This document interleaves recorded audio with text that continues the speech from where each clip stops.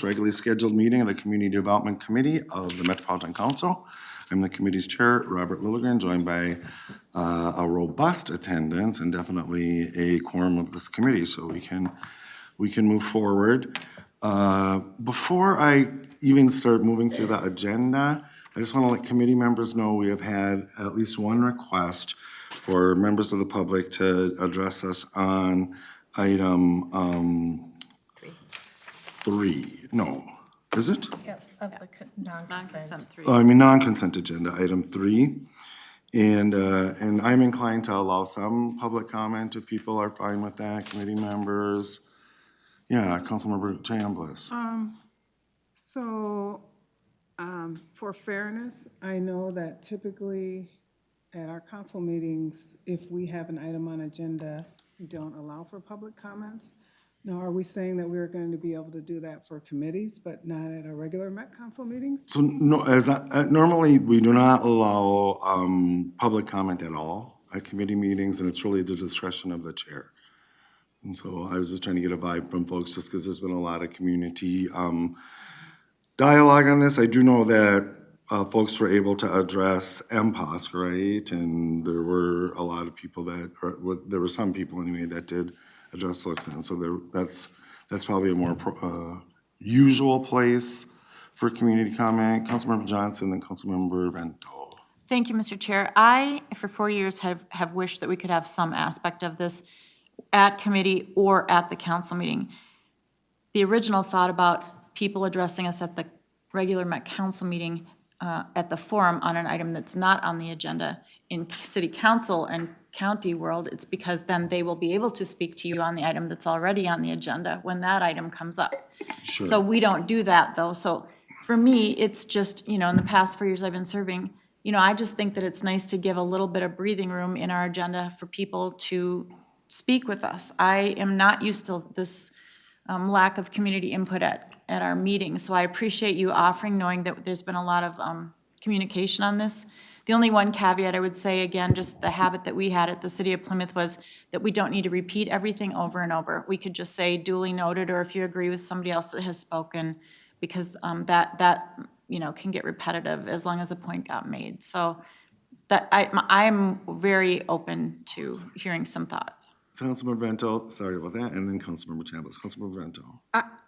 Thank you, Mr. Chair. I agree with Councilmember Johnson. I would ask that this be that this public comment be allowed tonight. And I agree with Councilmember Johnson that it's important for us to have the community input. Frankly, I got all the emails. I read them all. Please don't give me a test on all of them. But I think public input is important, and I think that we send the wrong message when we don't permit it. Well, and I will know, and I know this is a more casual, or not maybe more casual venue, but at the Blue Line Corridor Management Committee, which I served on for my first term, just recently we started to allow 15 minutes of public comment at the beginning, and I will tell you, it's really enhanced. I think it's enhanced the quality of the meetings, and they've been very well attended. I mean, crazy well attended. So, cool. Councilmember Chambliss. Yes, and that is the reason why I asked the question in the way that I did, because, I mean, if we're going to do it for, a group that's more engaged, Sure. I think we should do it for groups that are less engaged as well, and just say that we're going to, if it's requested, that we're going to allow it, unless there is, a very, very compelling reasoning for that. Otherwise, I would say that should be, the status quo. Great. Thanks for that input. I'll take it under advisement. I think I'll talk to Chair Seelye as well, and there may be a way of actually building that in or something. Mr. Chair. Yeah, Director Barajas.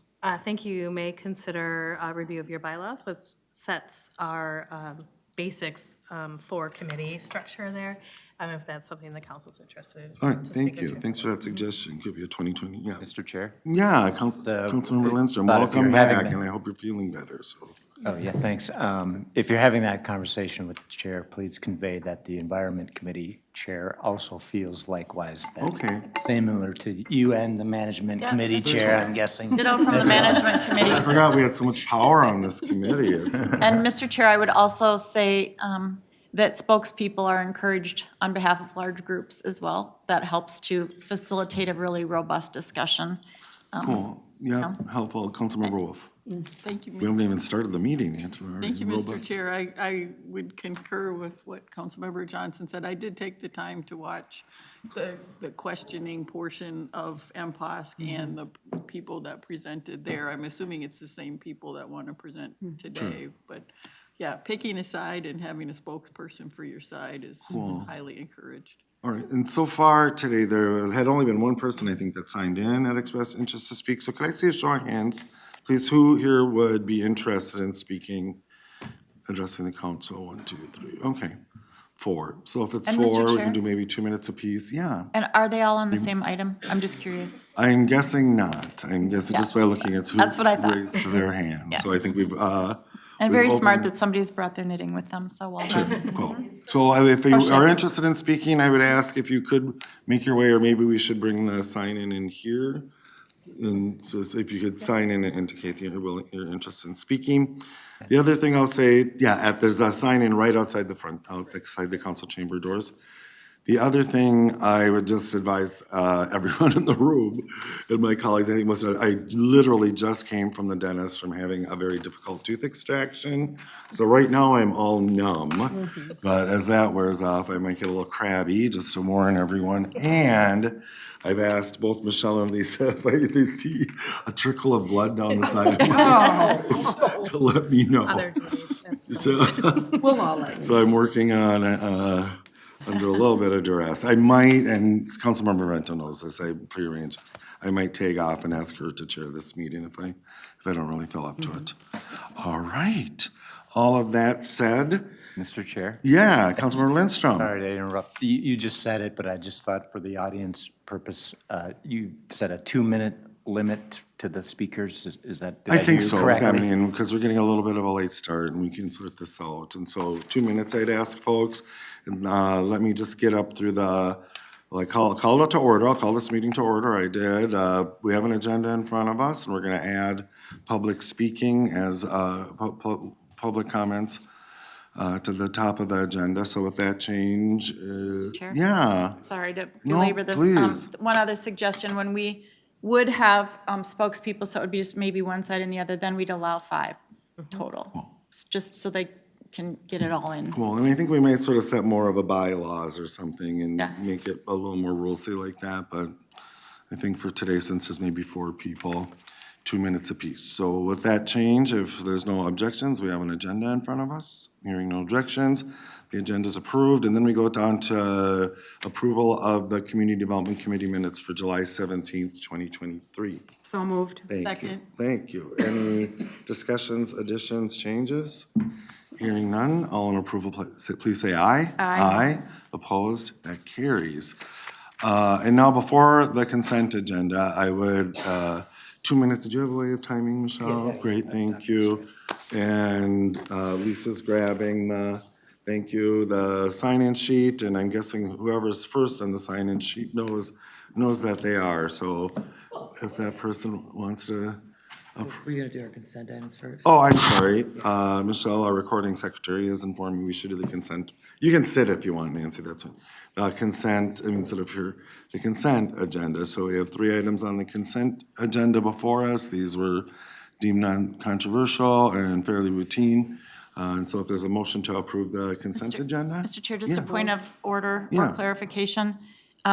Is there anyone to speak on the consent items? Because consent can be pulled for general business. I would just hate to vote on consent and then find out somebody in good the point, audience wanted Councilmember to Johnson. talk about something on consent. So the consent agenda consists of the Coon Lake Regional Park Long Range Plan in Anoka County, the Minneapolis Chain of Lakes Regional Park Long Range Plan Amendment, and the Chain of Lakes Regional Park Acquisition Opportunity Fund Award. Is anyone here to speak on those items? Anyone? Seeing none, thanks for the suggestion. I would enter, let's see, all in have we had a motion on the consent agenda? Wow, I'm kind of clumsy. Okay, I would entertain a motion for the consent agenda. So moved. Thank you, Councilmember. Is there a second? Second. Thank you. All those Assuming no discussion, all those in approval of the consent agenda, please say aye. Thank you. Great. So now into the public comment. Pertaining to St. Francis, if someone that would like to speak to St. Francis, we could take that business item first and go in order. Of the consent for the speakers, is that what you're suggesting, Michelle? Right, in the order of the consent items. Okay. The non-consent And items. Mr. Chair? Yeah. If I may just provide some more advice for consideration. Normally in council meetings, we would take up the item, just do a brief description of what it was, maybe some discussion, and then invite a comment before we would take a vote. Want to do that? Yes, go Okay, ahead, please. that's fine by me. So let's move into the non-consent business items. The first is 2023-168. It's the City of St. Francis Serenity at Seelye Brook Comprehensive Plan Amendment. That's Mike Larson. Were you going to present on that, Mike? Cool, please. Good afternoon, Mr. Chair, council members. My name is Michael Larson. I'm a planning analyst in the local planning assistance work unit in the community development division. Now before you is an action item related to an amendment to the City of St. Francis's comprehensive plan titled Serenity at Seelye Brook. As shown on the map here and in figure 2 of your staff report, the City of St. Francis is located along the northern border of Anoka County. The existing and planned urbanized portion of St. Francis, shown on the map in yellow, has a Thrive Community designation of Rural Center. The remainder of the city has a designation of Diversified Rural. The urbanized portion of St. Francis is served by a city-owned wastewater treatment plant. As shown in figure 1 of your staff report, this map shows regional systems in relation to the amendment site.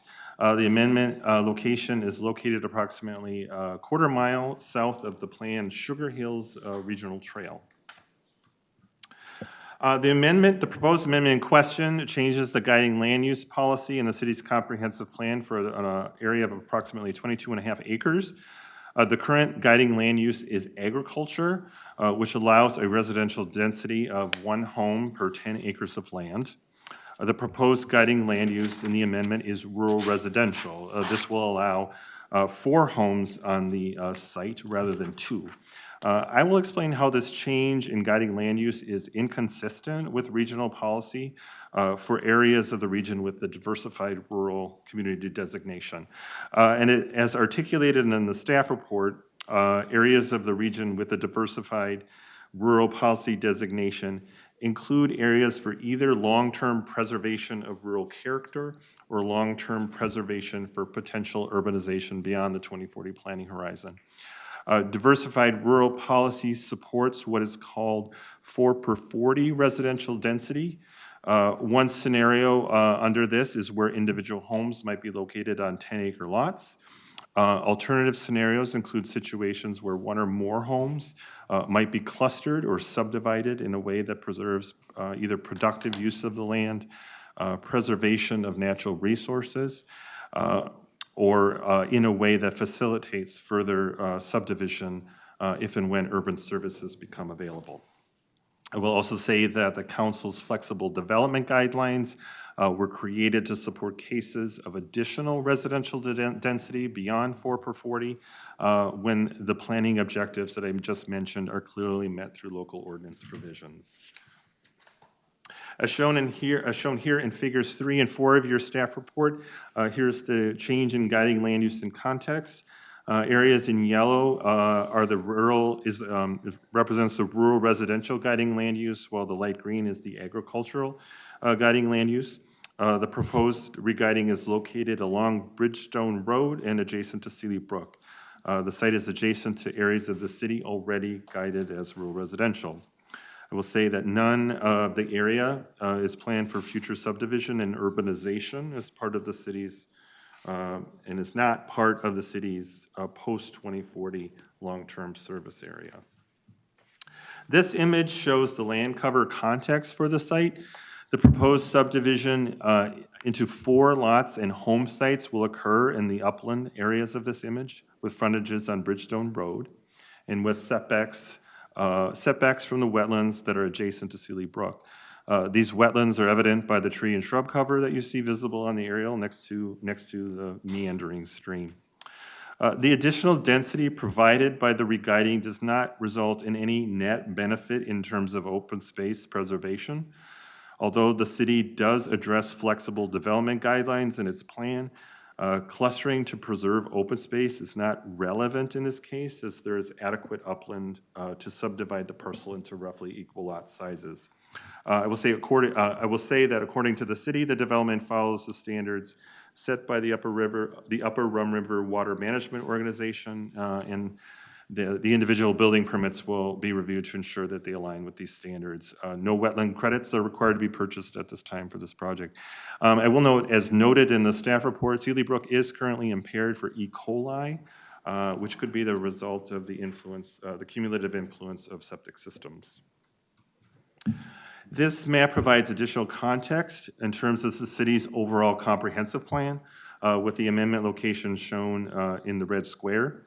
The western area of the city, as you can see, with the regional community designation of diversified rural, is a mix of land guided as either agricultural in the light green and rural residential in the light yellow. Again, this portion of the city is not included in the city's planned urbanization. The extent of stage urbanization through 2040 is shown by the dashed black line, with areas in gray outside of that boundary on the eastern side of the city indicated as areas for, indicated urban reserve areas for future urbanization beyond what is anticipated to be needed through 2040. Much of the area in light yellow includes areas that have been established as rural lots and as reflected as previous plans. And is consistent with established land uses. However, given the potential environmental consequences and degradation of rural character in the region, both the Water Resources Policy Plan, and Thrive Land Use Policy discourage this type of re-guiding as being inconsistent with regional policy. Because this location does not directly impact long-term plans for the regional wastewater system, it does not represent a system conformance issue where the council would have greater authority in this matter. So staff's proposed findings for you today is that the proposed amendment conforms to the regional system plans. However, it is inconsistent with the 2040 Water Resources Policy Plan policies for preserving natural resources outside the long-term wastewater service area. Relatedly, is also inconsistent with residential density policy in the diversified rural areas of the region. Is consistent with the remaining policies of Thrive MSP 2040 with the housing policy plan, and is consistent with the council's forecasts for the city, and is compatible with the plans of adjacent and effective jurisdictions. So our proposed action for you today is to authorize the City of St. Francis to place its comprehensive plan amendment into effect, find that the amendment does not change the city's forecasts, find that the amendment is inconsistent with Thrive MSP 2040 policies for residential density in the diversified rural portion of the city. Also find that the amendment is inconsistent with 2040 Water Resources Policy Plan policies for preserving natural resources outside the long-term wastewater service area.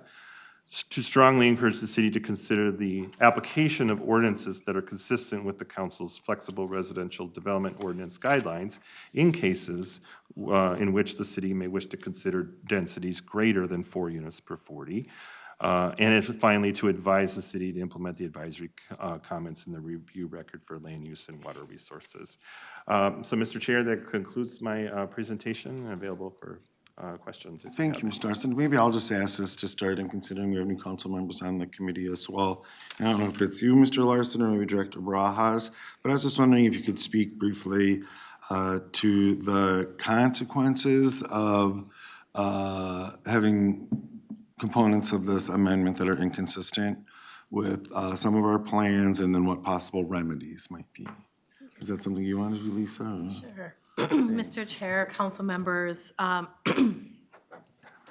we sometimes encounter cases like this with rural development patterns that are inconsistent with regional policy. It has been some time since we've encountered these, I think since like the mid-2000s, when we had a lot of pressure in the rural areas for development. In these cases, we're really closely monitoring should there be additional development in this area that might cause us concern that there may be a premature demand for urban services in an area that might require regional services, or in this case, city services to be extended.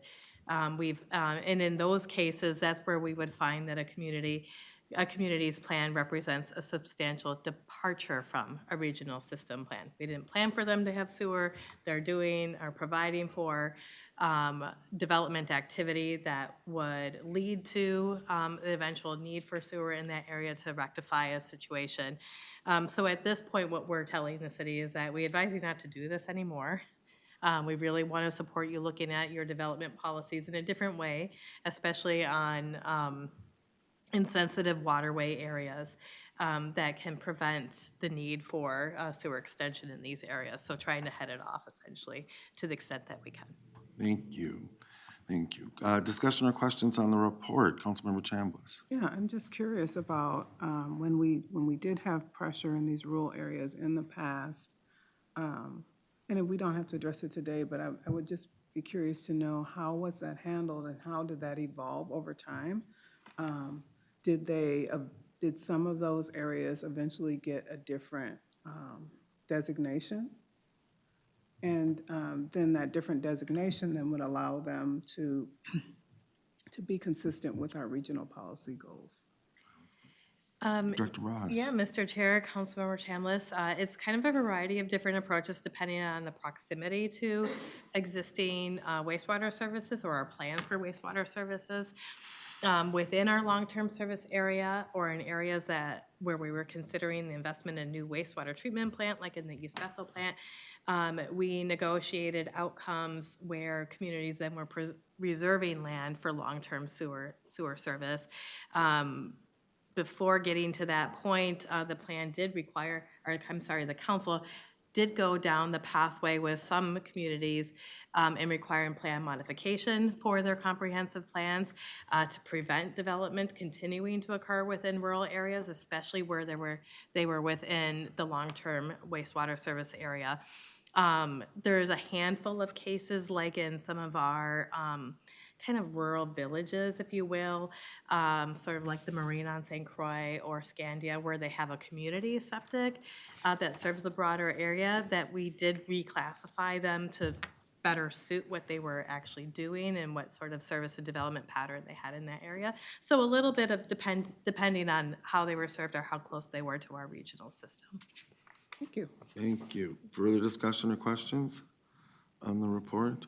Seeing none, before I ask for a motion, is anyone here today, did anyone here come specifically to address this item? Great. Seeing none, thank you. I would entertain a motion to approve the proposed series of actions related to this comprehensive plan amendment. So moved. Thank you.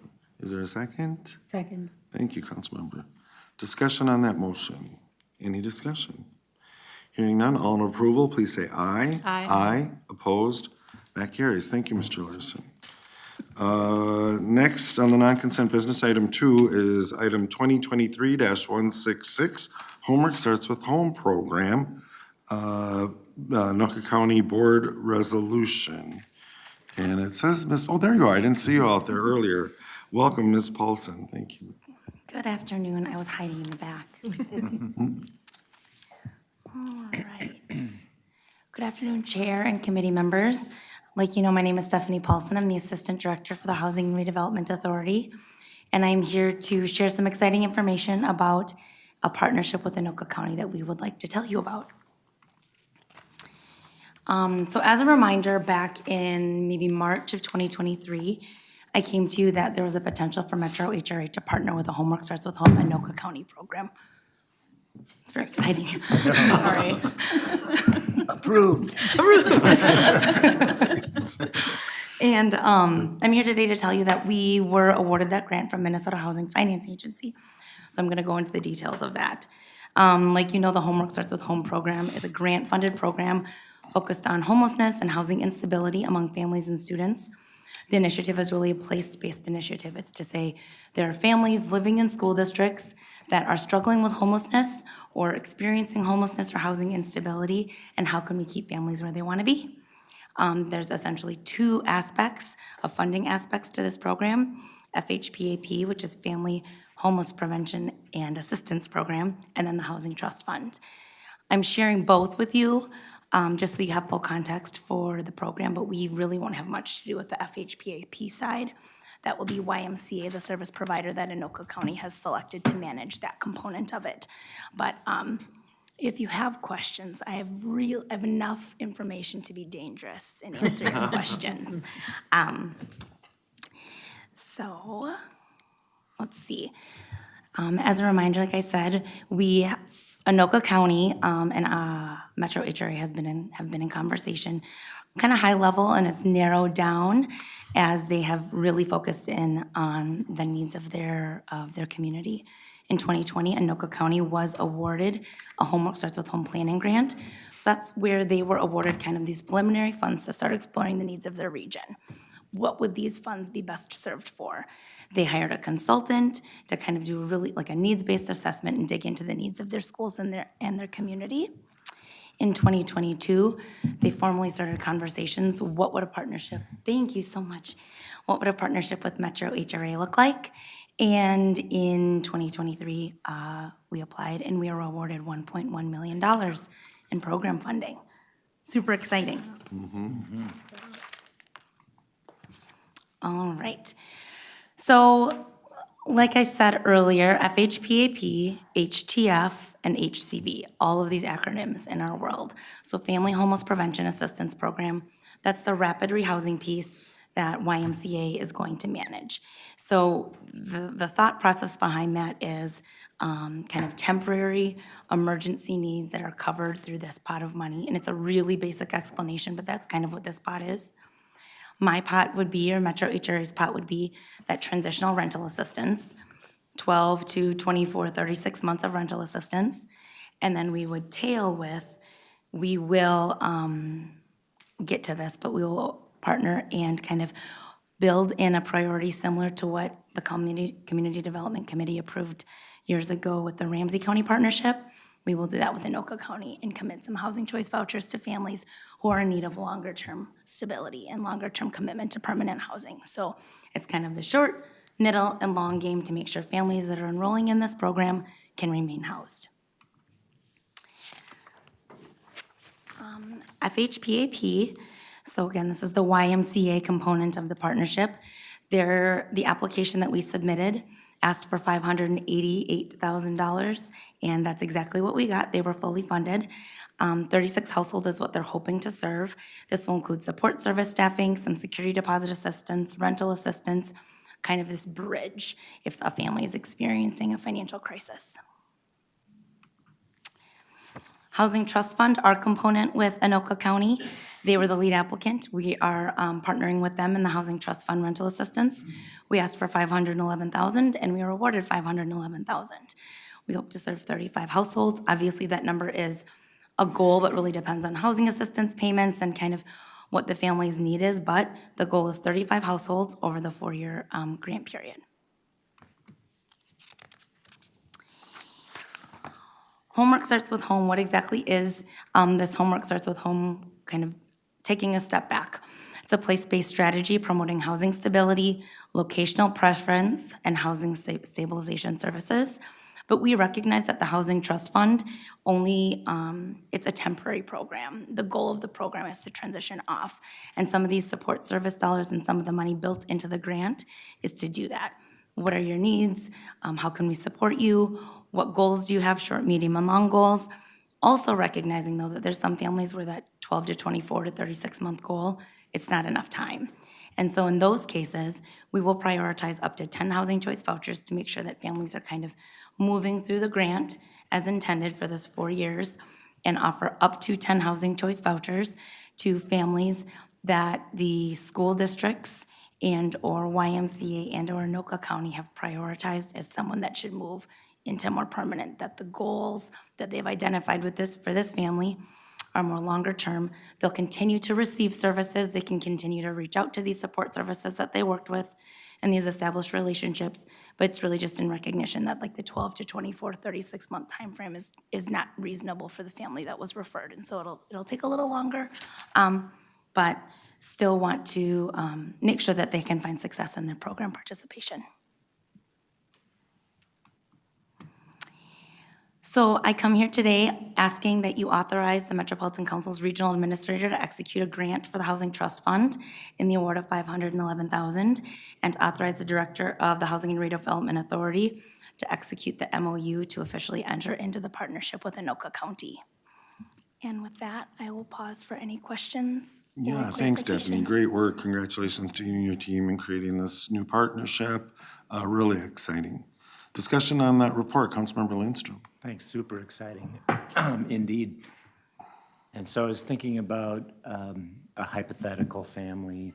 They live in Blaine, they got a couple of kids, and for whatever reason, the income provider, maybe he or she lost their job, and there's a real risk that they won't be able to make their rent payment at their apartment.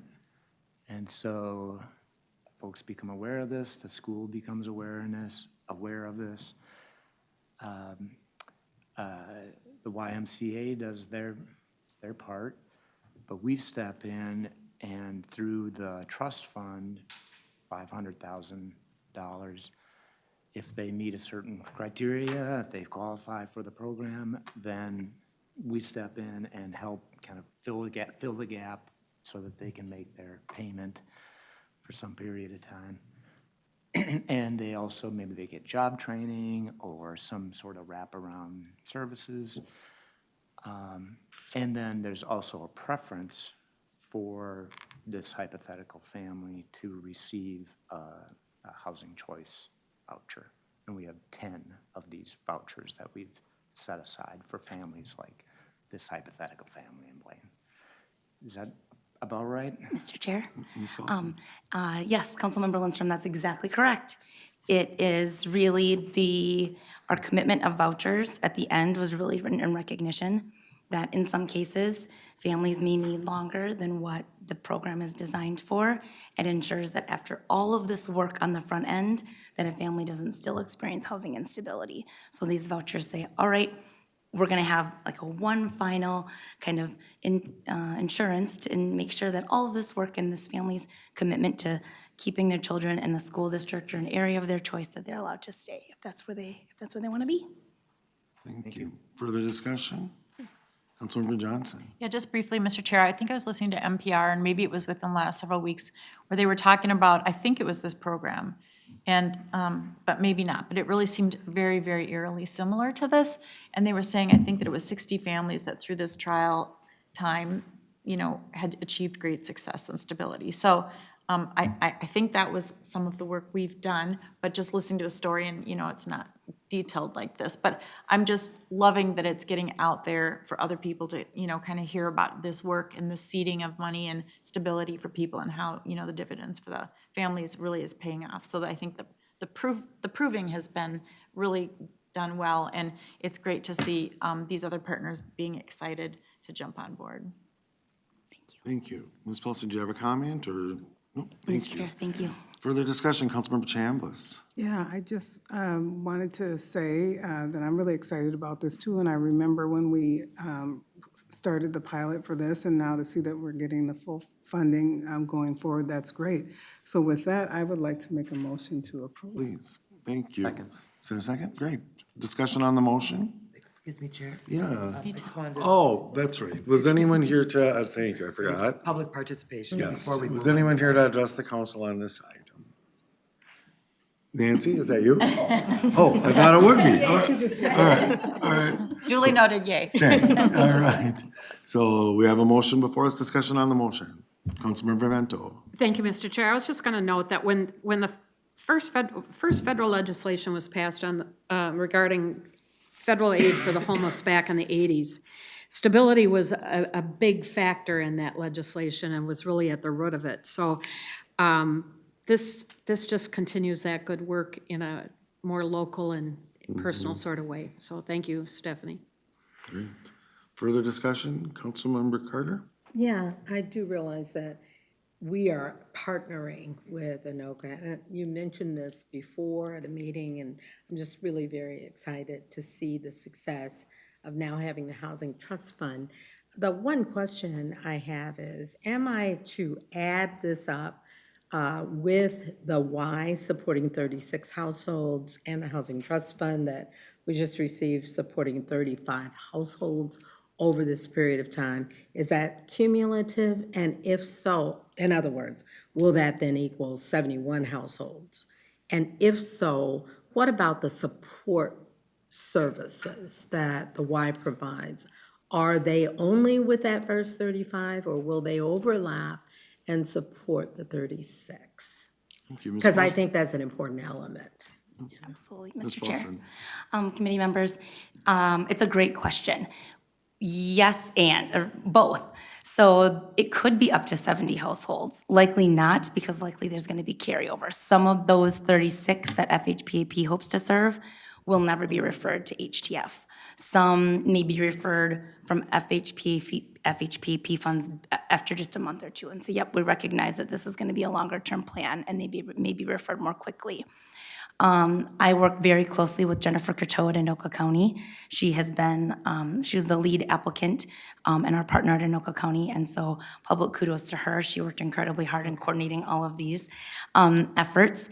And we have just had a meeting last Friday and said that we envision, I envision having 1 to 2 meetings with her a month, at least for the first year, where her and I are meeting to talk just about HTF, where we are then meeting with FHPAP partners to figure out how we are coordinating services better, because what we envision in providing services all the way down the line, it may not be exactly what program participants need. And the purpose of ongoing meetings and then quarterly huddles with all partners is to ensure that what we think should work is actually having its intended outcomes, and if not, being able to pivot quickly. But if they do get referred, then those services continue? Correct. And if beyond that, the housing choice voucher is applied, are we assuming those services continue into that as well? Chair? And committee members, correct. So the way we have discussed it now is if referred to the Housing Choice Voucher Program, the referral will still come through the lead applicant. So FHPAP partners and Anoka County will make an official referral to Metro HRA, though they will likely already be affiliated with us through the HTF program, but they will make that assessment that there's a transition plan and that they have support services in place to successfully transition to HCV and continue to have supports needed as they kind of move through whatever their goals or programs are. Sounds like collaboration and continuity, and thank you so much. Excellent work. Thank you. Further discussion on the motion before us? Any further discussion? Seeing none, all in approval, please say aye. Aye. Oh, I did not hear a second. Did Oh, you? that came from. yeah, it was Councilmember Lindstrom. Okay, thank Thank you. you. Thanks for checking, Michelle. All in approval, please say aye. Aye. Opposed? That motion carries. Thank you. Thank you, Ms. Paulson. Great work. Now we'll move on to item 3 on the non-consent business item. It's item 2023-146, the Summit Avenue Regional Trail Long-Range Plan, a project of St. Paul, and Tracy Kenny is here to present. Oh, we have Mullen S. Swall. Welcome. Thank you, Chair and committee members. I'm Emmett Mullen, the Regional Parks Manager, and I have just a couple contextual comments, if that's okay. Please. To provide before Tracy goes today regarding the Summit Avenue Regional Trail Long Range Plan. So first, the Summit Avenue Regional Trail Search Corridor, I just wanted to be clear to committee members, it was proposed back in 2005 as part of the development of our 2030 Regional Development Guide. The Metropolitan Council adopted this search corridor into the Regional Parks and Trails system as part of that process. So it's been in this search corridor status for a while. So fast forward, I'd like to now speak to the role of the Metropolitan Council as it pertains to regional park and trail long-range plans. The state legislature delegated the authority and responsibility to review regional park and trail long-range plans to the Metropolitan Council. We review these plans to make sure that they're consistent with council policies and requirements, as outlined in our Regional Parks Policy Plan. I didn't bring my copy. The plans are developed by the regional park implementing agencies. And our key question is, has the agency met the applicable regional requirements? For example, did the city present a development concept that was informed by public engagement? Does the plan ensure the regional trail is readily accessible to residents of the region? Does the council agree with the city's projected public demand forecast, and so forth?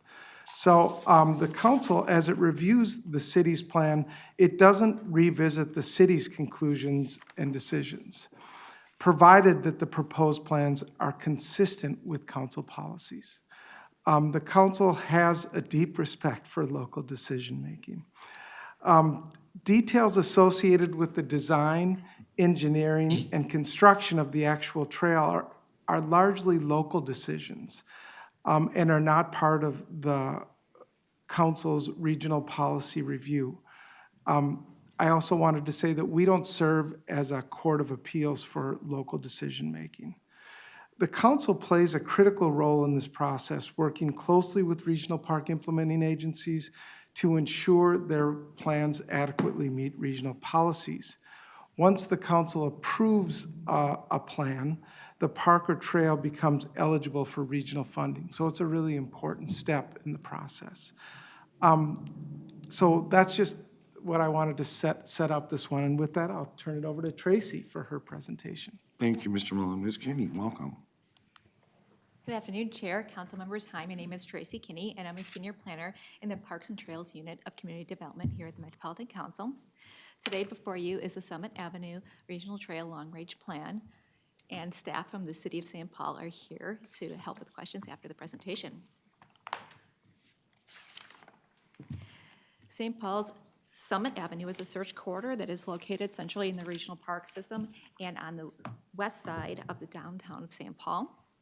The 5.4-mile search corridor runs along Summit Avenue from Mississippi Gorge Regional Park to Kellogg Boulevard, then on to Eagle Parkway, where the trail connects to the Samuel Morgan Regional Trail at Shepherd Road and the Mississippi River. Given the need to develop a safer Summit Avenue combined with the opportunity to coordinate the trail with a future road redesign, St. Paul developed the Summit Avenue Regional Trail Long Range Plan. The images on the left and in the center of the slide are figures 1 and 2 of your business item. Overall, the trail is 5.4 miles. It is described in the plan by 2 main streets. The trail follows Summit Avenue Parkway and Kellogg Boulevard. Summit Avenue Parkway dates to the 1880s and consists of generous green spaces, mature trees, and an existing on-street bicycle lane. The trail along Summit Avenue Parkway is described as segments A through F in the Long Range Plan and is 4.7 miles in length. The trail along Kellogg Boulevard extends along Eagle Parkway, where it then connects with the Sam Morgan Regional Trail at Shepherd Road. This trail segment is 0.7 miles in length and is described as segment G in the Long Range Plan. This map is figure 3 in your business item. St. Paul conducted an equity analysis as part of this long-range plan. The trail spans 4 wards and 6 districts of the City of St. Paul. Figure 4 of your business item shows St. Paul's districts. The project team found that a more diverse demographic lives further away from the trail corridor due in part to racial and economic inequities and the historical practice of real estate redlining. Of the 6 neighborhood districts, District 8, the Summit University neighborhood, has the highest percentage of population of those identifying as people of color at 48.5%. Summit University also has the highest population of youth, 17 and under, at 22% of the population. and is second only to the downtown neighborhood for people with disabilities at 12.5 and 12.8% respectively. Given these demographics, the project team engaged people with disabilities, as well as families and youth, through accessibility coordination, community-focused events, as well as the Safe Routes to School program and St. Paul's Youth Commission. Oops. In general, the themes heard from the communities engaged focused on accessibility, safety, and comfort, as well as diversity and inclusion. Through the focused engagements, project staff found that the existing on-street lanes on Summit Avenue, directly adjacent to the high-traffic roadway, create an environment that feels unsafe, therefore limiting the use of the facility. The planning process developed strategies based on feedback from the focused engagements to create a trail that is inclusive and equitable for people of all races, ages, and ability. Now on to the public and partner engagement. The St. Paul project team used a variety of engagement activities to reach a broad range of community members across the city. Opportunities included in-person events, virtual drop-in sessions, design and technical advisory committee meetings, and a dedicated engagement website for capturing ideas and feedback. Throughout the process, feedback on the proposed regional trail facility was mixed.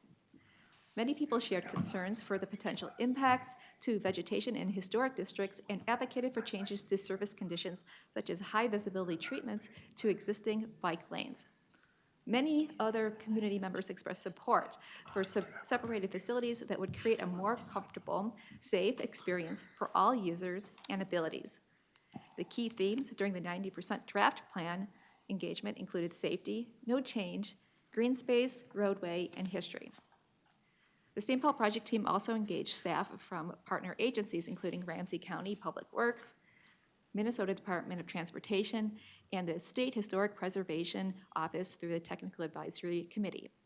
In general, the committee preferred one-way curb-separated facilities between the parking lane, and the boulevard. Discussion included potential impacts to trees and parking, comparisons between one- and two-way facilities, maintenance, and historic preservation.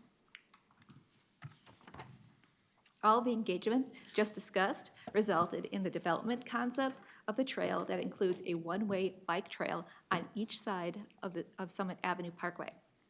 This turned out to be the preferred approach by both community members and technical professionals as the safest option for the corridor. I might also note that there is a pedestrian path sidewalk on either side of Summit Avenue going through the entire stretch of the segment of the route. The plan also includes a bunch of extras that provides guidance on key issues. In addition to the guidelines listed on the slide, the plan includes guidelines for existing parking and accessibility. Of note is tree preservation. Natural resource restoration and protection is a key objective in the regional park system. The tree canopy is one of the defining features of the corridor. St. Paul has a plan in place to prioritize the trees before, during, and after construction, as well as sustaining the tree canopy in the long run. On to the development concept. The trail improvements on Summit Avenue include a trail that is separated from traffic and above the curb on each side of the parkway. Parking is maintained for segments A through C, which is from Mississippi Boulevard to Lexington Avenue. The Summit Avenue's segments D, E, and F, so that's Lexington to Kellogg Boulevard, parking is retained on one side of Summit Avenue, alternating between north and south based on land use and parking needs of adjacent properties. And lastly, Kellogg Boulevard's segment G, which is along Kellogg Boulevard and Eagle Parkway, is planned to share facility with the future Capital City Bikeway. The new trail will be incorporated into the existing multi-use facility and future design process. The images above are figures 12 through 14 in your business item. Next up, let's talk about trail boundaries. The Summit Avenue segments A through E are located within the Summit Avenue right-of-way, which is inclusive of the one-way trails on each side of the parkway, the center median, the service road medians, as well as trail corridor land. Segment C includes trail corridor land, which is informally known as Shortline Park, and part of St. Paul's Public Road right-of-way. This location is cited for future regional trailhead amenities. The images before you are figures 5 through 9 of the business item. This slide continues the discussion on boundaries for segments F and G. Segment F has similar boundaries to segments A through E, which are inclusive of the trail on each side of the parkway and trail corridor land.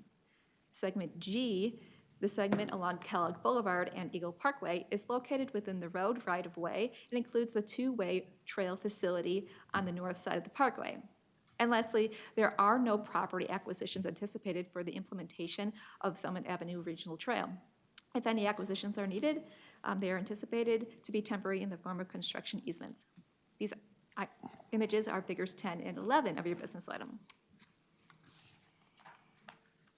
The rationale for the proposed action is that the Summit Avenue Regional Trail Long-Range Plan is consistent with the requirements of the 2040 Regional Parks Policy Plan, particularly Chapter 5, Planning Strategy 1, and other council policies, namely Thrive 2040. And I wanted to get to the cost before that. So the costs also included in that is that the total cost to develop the trail is approximately $12.5 million and $70,000 annually for operations and maintenance. So sorry about that. I'll just go back. The rationale for the proposed action is that the Summit Avenue Regional Trail Long-Range Plan is consistent with the requirements of the 2040 Regional Parks Policy Plan, which is Chapter 5, and other council policies, which is Thrive 2040. So the proposed action before you today is that the Metropolitan Council would approve the Summit Avenue Regional Trail Long-Range Plan, and to require St. Paul, prior to initiating any construction, to send preliminary plans to the Metropolitan Council, Environmental Services, Interceptor, Engineering Assistant Manager. And with that, I'll send for any questions. Thank you, Ms. Kinney, for your report and for your work on this, Mr. Emmett as well. Thanks. Before we turn to committee discussion, I was just going to turn to Councilmember Bento, who is a representative of ours on MPOSC, and see if you had anything you wanted to add. Councilmember Bento, please. Thank you. As an ex-officio non-voting member of MPOSC, I want to report that this presentation was made to the committee last month at the July 6th meeting. I believe it was the 6th, no, 13th, excuse me. There was a speaker for and a speaker against.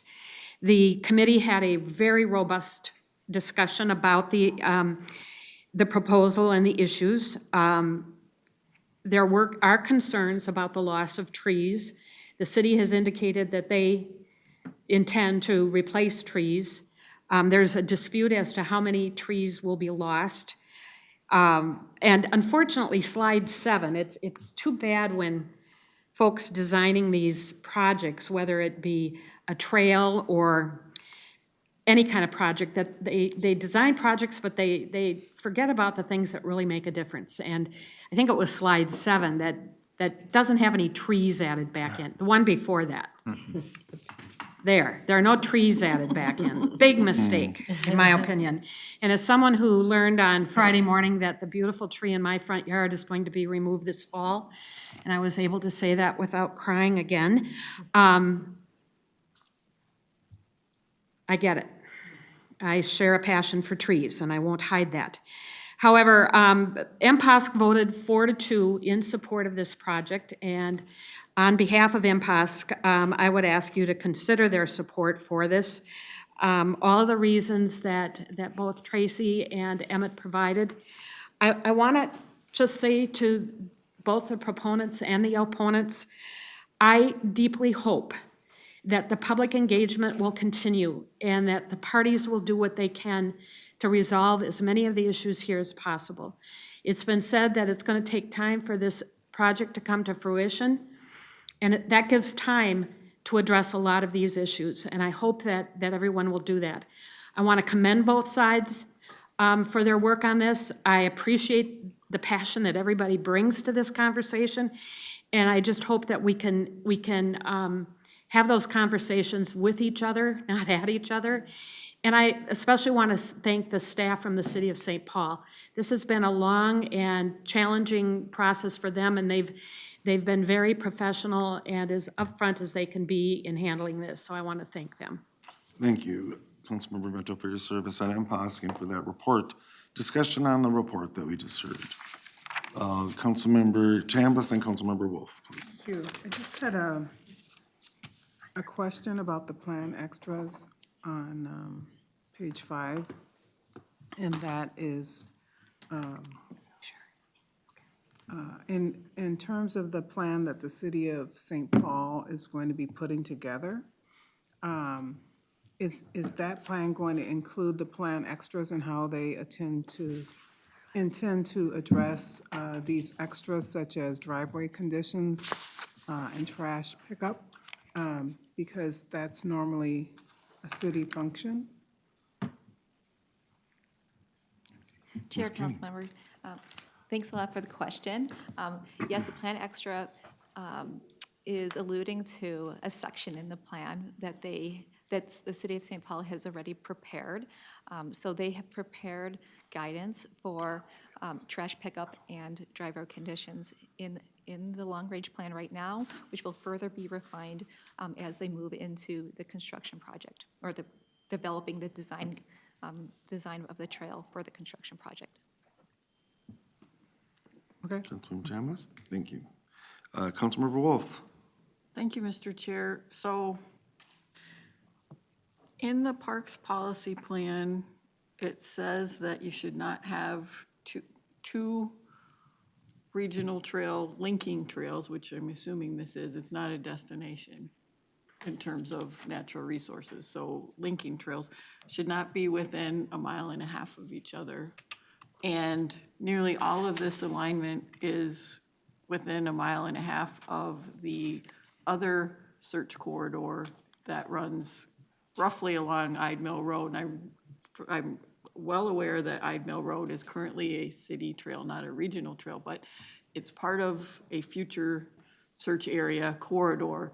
So, and to be brutally honest, from a recreational standpoint, it has much more argument as being a legitimate recreational parks trail than Summit Avenue does.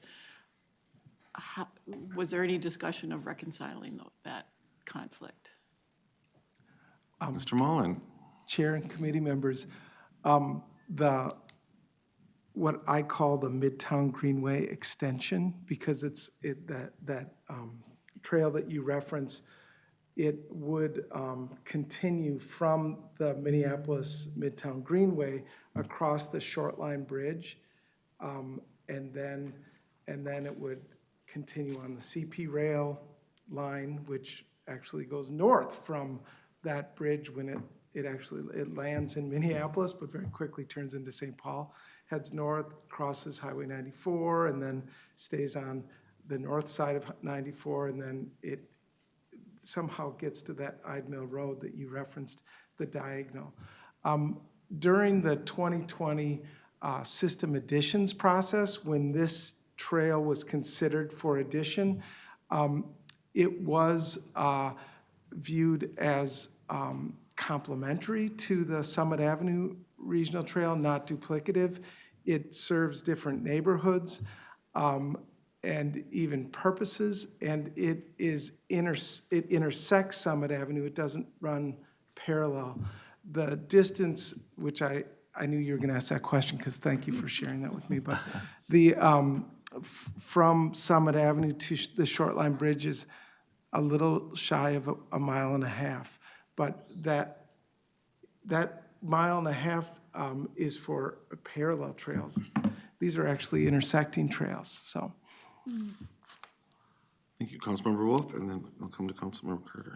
So I can either continue on that vein now or wait until after we have a motion and discuss the motion, but there's actually 3 intersecting trails. There's a north-south one, there's a east-west one, which is Summit, and then there's a diagonal one.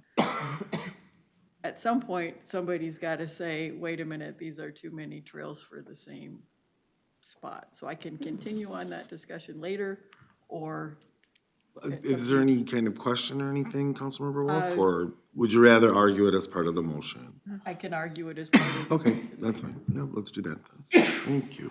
Further discussion, Councilmember Carter, then Councilmember Johnson. Thank you very much. As I very, very much appreciate the presentation and all the work that has gone into this particular research and engagement, and now proposal and presentation from the city and from our staff as well. I also very much appreciate all of the comments that we have received and that I personally have received from members of the community where this trail will exist, both in favor as well as opposed.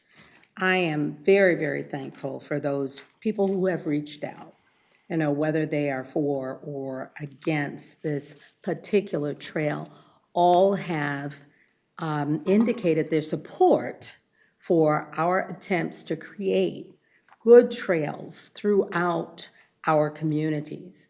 In particular, I've heard from people who feel that this, as an urban trail, makes itself available to a large number of individuals who live around the trail and who have not yet become users of our trail. Very, very convincing to me that this is one that would, with the enhancements proposed, be used and used ever more aggressively by people in our communities. On the other hand, I shouldn't say on the other hand yet, I have shared that here at the Metropolitan Council, our concern is going to be for the regional characteristic and alignment to our plans, and that we have asked our city partners to share with us, as you have shared with us, those characteristics that are consistent with the plan, not to second guess our city partners or the work that they have done, as they've shown us the engagement process that they've had and the results of that engagement. As we've heard, as I said, from folks all over, in terms of the way in which they either appreciate or don't this particular plan. I have said we are going to assess it based on alignment with, on the consistency with our plans, and I do intend to do that. On that point, there has been some objection to whether or not this is a plan that provides for a continuous regional trail. And that objection, as I have heard it, surrounds the area around the Sam Morgan connection. Can you please share how we are looking at that as a continuous trail, particularly given the not distance, but the height, the Elevation, yeah. elevation, yeah, and I'm trying to think of the word that's about the plane. hill. Yeah, the hill. Okay. So can you please give assessment of how that works for regional continuity and aligns with our plan? Ms. Kinney? Chair, council members, thank you so much for that question. The question is how the Summit Avenue Regional Trail would then connect to the Samuel Morgan Regional Trail. In such a way as to provide that ease of access for a trail. Absolutely. The long-range plan that St. Paul prepared includes an exploration of intersections. The intersection between the two trails have been identified for more improvements, and they have not identified what should be there yet, but there's going to be a connection there, or more of a safe connection there, to ensure that both of those trails do align. Additionally, there's another intersection between Kellogg and Summit Avenue that's been identified as well as in addition to a lot of other intersections that I don't have in front of me today, but the intersections are a part of the trail alignment, and St. Paul is acutely aware of the disconnect that intersections play on trails, and so there's going to be accommodations that are going to be developed as the construction and the design development proceeds. So basically, what we see today will change so that it does provide the type of continuity and connection that we look for when we are designing a regional trail. We're not done. There's a lot of work to be done, and we are not going to accept anything less than what would be an adequate connection to reflect that regional trail. Ms. Kinney? Chair, council members, the intersections are going to be further developed. There's going to be wayfinding, consistent wayfinding, so that will help provide a uniting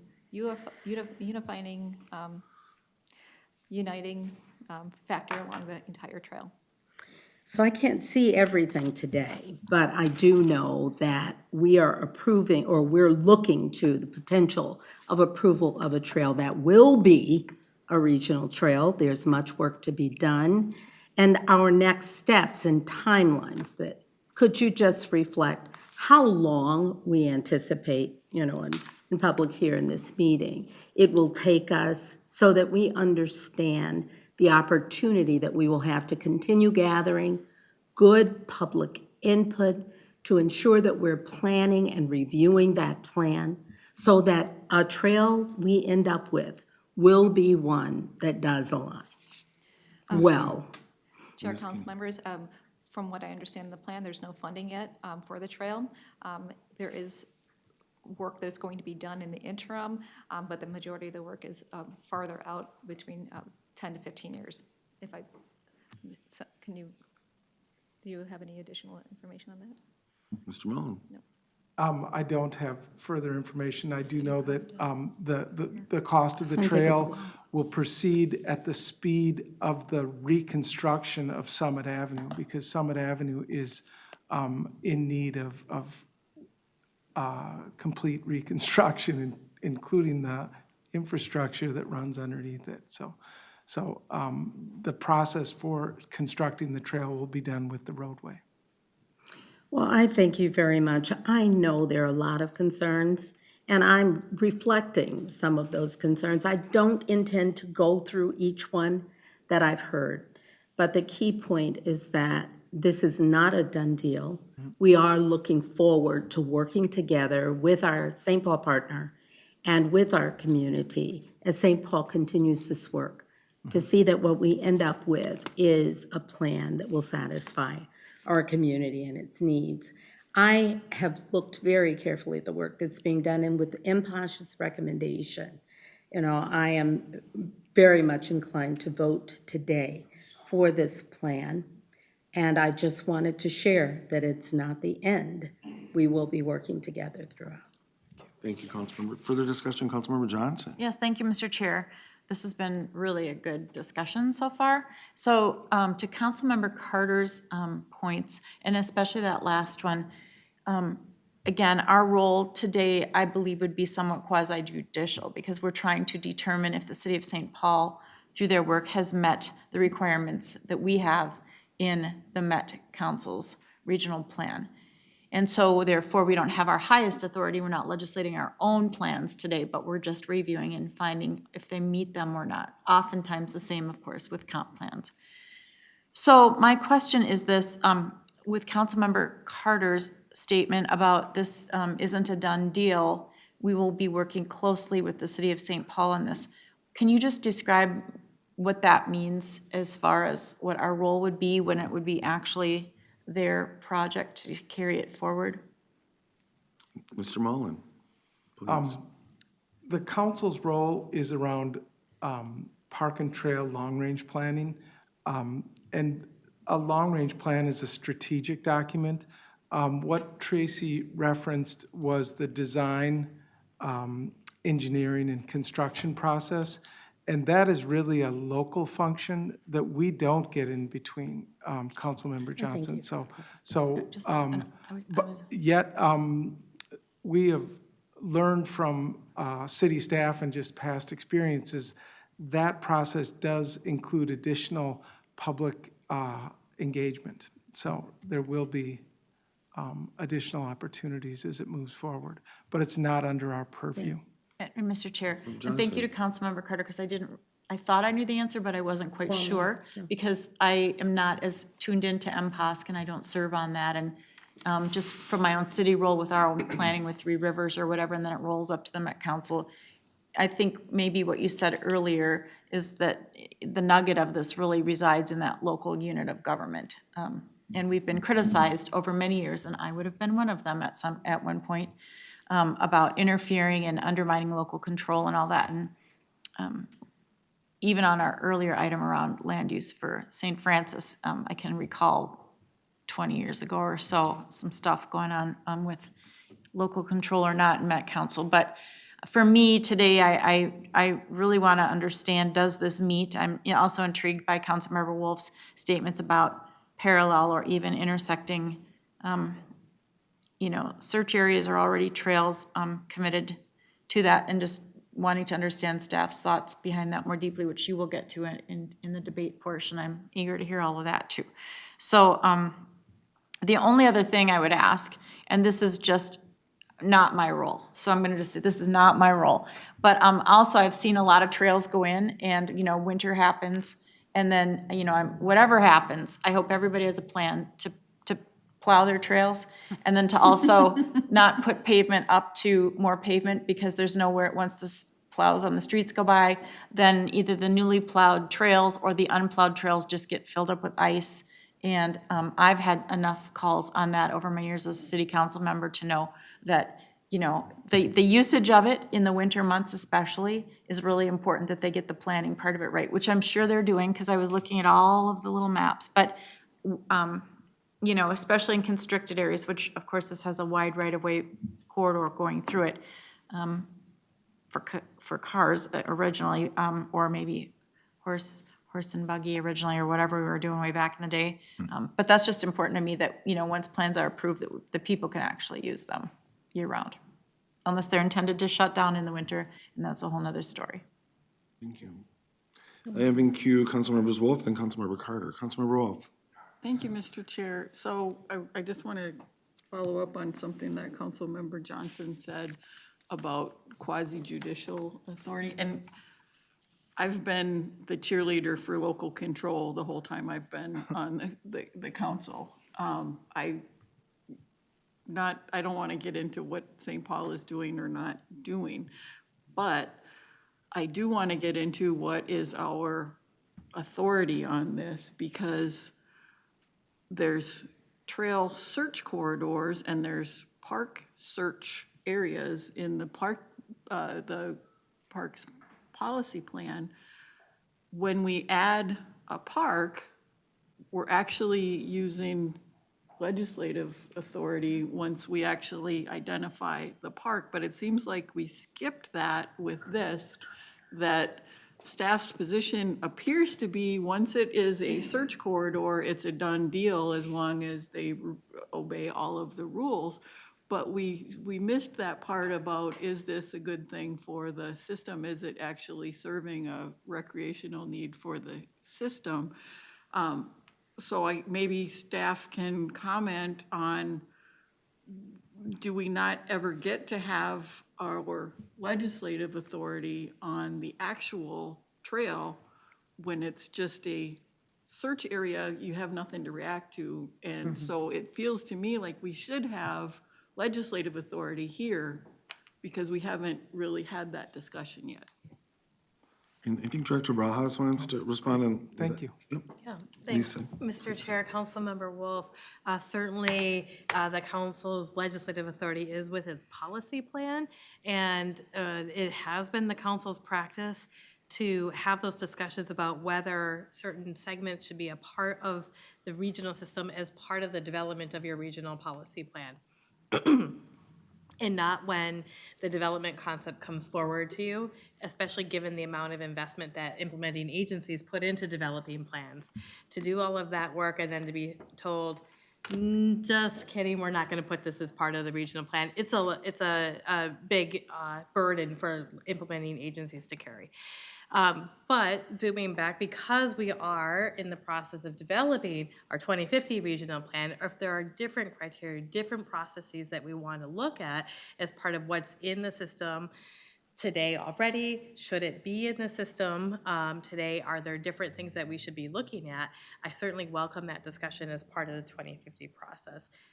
Your adopted plans today and the practice that has been held, if we were going to change it, would require some outlining within our 2050 process, in our 2050 plan, to say, this is how we will consider bringing new trails into the system.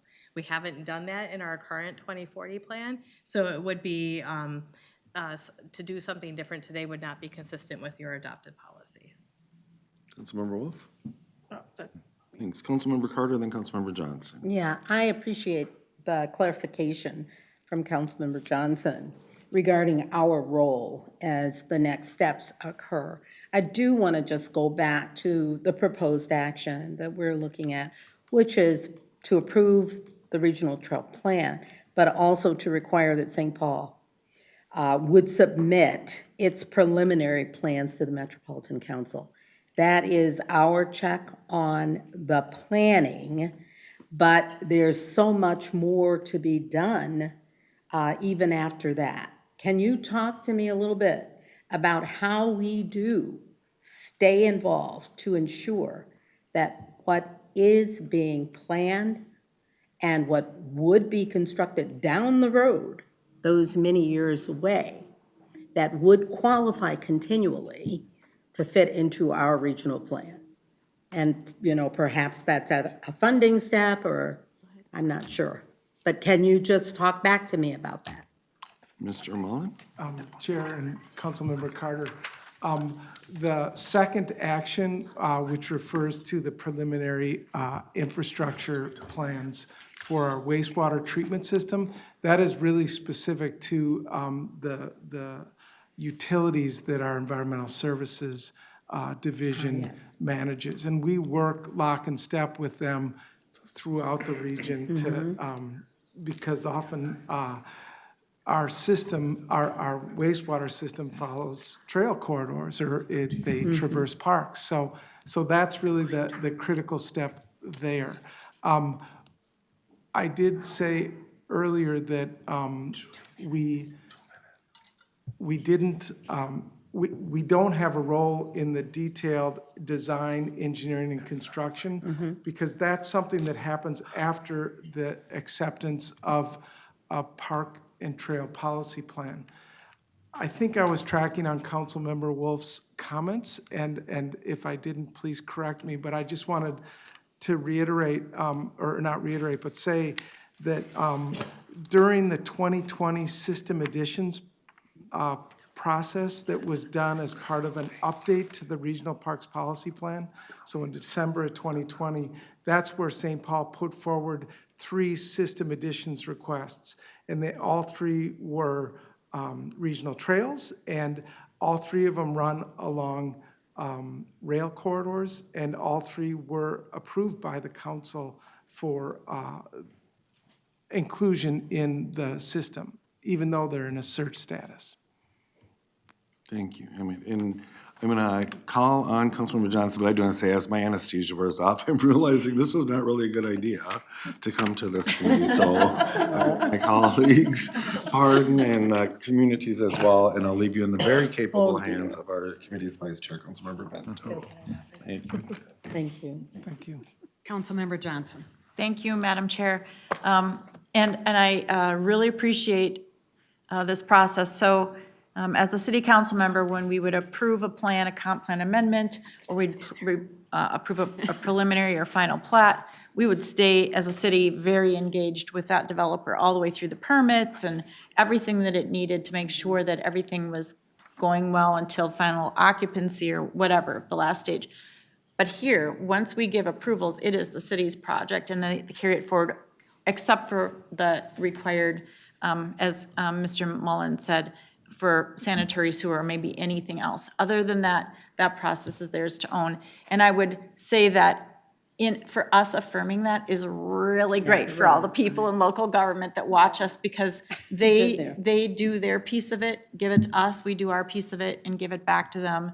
And that is really kind of the beauty of the whole process, that you've got the regional lens that's looking at it, and then you pull back though, because it is their project. And yes, if there's pass-through funding and all that happens. By the time that happens, we are in just go mode at that point. There's really no legislative and backing up from something that has been planned for. So, I'm sure many people here will be of great interest if this would proceed and over the years and where it comes, but it probably won't land here again. That said, the trusting of governments to do the work according to the designs that we've put forward and according to the alignment that we need is important. I am not thinking that we turn our heads away and just go, oh, it's happening. I know that there has got to be a way that we are reviewing our regional trails and ensuring that what we have said our alignment needs to look like is what it looks like. And so I'm not saying I don't trust local government. I've been there. I know that we're doing the work we need to do. But I am also not believing, or hoping I'm not believing, that Met Council has a blind eye to what our system looks like. Thank you. Councilmember Johnson. Well, if Director Barajas wants to lean in, we really don't have a process to check. They have to follow, the guiding and the zoning and the setbacks and all the things. But, that has just never, at least I've never experienced that in our role. Certainly, we're interested in this. It's, all of these are important corridors, but this is their project. And, we have projects all over this region that are active and working and all of that. So we wouldn't, if something looked really weird out there, somebody would go like, what are they doing, right? If we got into that part where the sewers were in, and we're like, well, this isn't right, we'd say something. But we don't have a team, and we don't have the complaint department and zoning and all of that. But, it's important, and it will be, I guess, looked at in the ways that Mr. Mullen has described. Thank you. Lisa? If I may. Thank you, Madam Chair and council members. I had to change my statement there. I really appreciate that, and certainly Councilmember Johnson is correct. We don't have, we're not in the permitting role. We're not in that type of role. And where we do have strong concerns, and this I think will predate your time on the council here, Councilmember Carter, like with the work that the Army Corps of Engineers was going to be doing in Pigs Eye Lake, which is part of Battle Creek Regional Park. We did write in that we wanted to receive regular monitoring and have access to that site so we could see how that work was proceeding, because we had strong concerns about the effects and the likelihood of success for the proposed project that the Army Corps was doing within that regional park. And Ramsey County, in that case, very great partner in working with us and our team members who are out in the field on a regular basis to review construction and ensure that things are happening as they were planned to occur. That being so we've had those actions in the past where we've, required or included that as part of the proposed action for the council. We haven't, staff hasn't done so in this case. But we do regularly meet with implementing agency partners, hear about their projects on a regular basis, as well as when we receive funding requests, our staff are always checking against what the plan is proposed against what is actually approved within the plan itself to ensure that that consistency is there. So, not a whole lot of formal requests or formal monitoring, so to speak, in this regard on what we're authorizing in this case, but certainly a lot of informal monitoring, and plus many of us are also cyclists in the city as well, so we do get to see things in process. Thank you. Thank you for the assurances. I appreciate it. Emmett, was there anything you wanted to add? Okay. Councilmember Vento, only that once the plan is approved, that just allows for regional funding to come.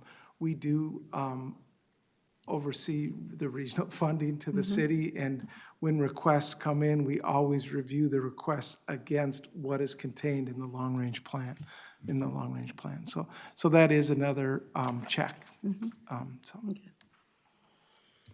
Any further, Councilmember Lindstrom? I was just going to not bury the lead here at all and ask you just straightforward, is there anything that we're looking at today that is inconsistent, even in maybe in a gray area type of inconsistency with our plan?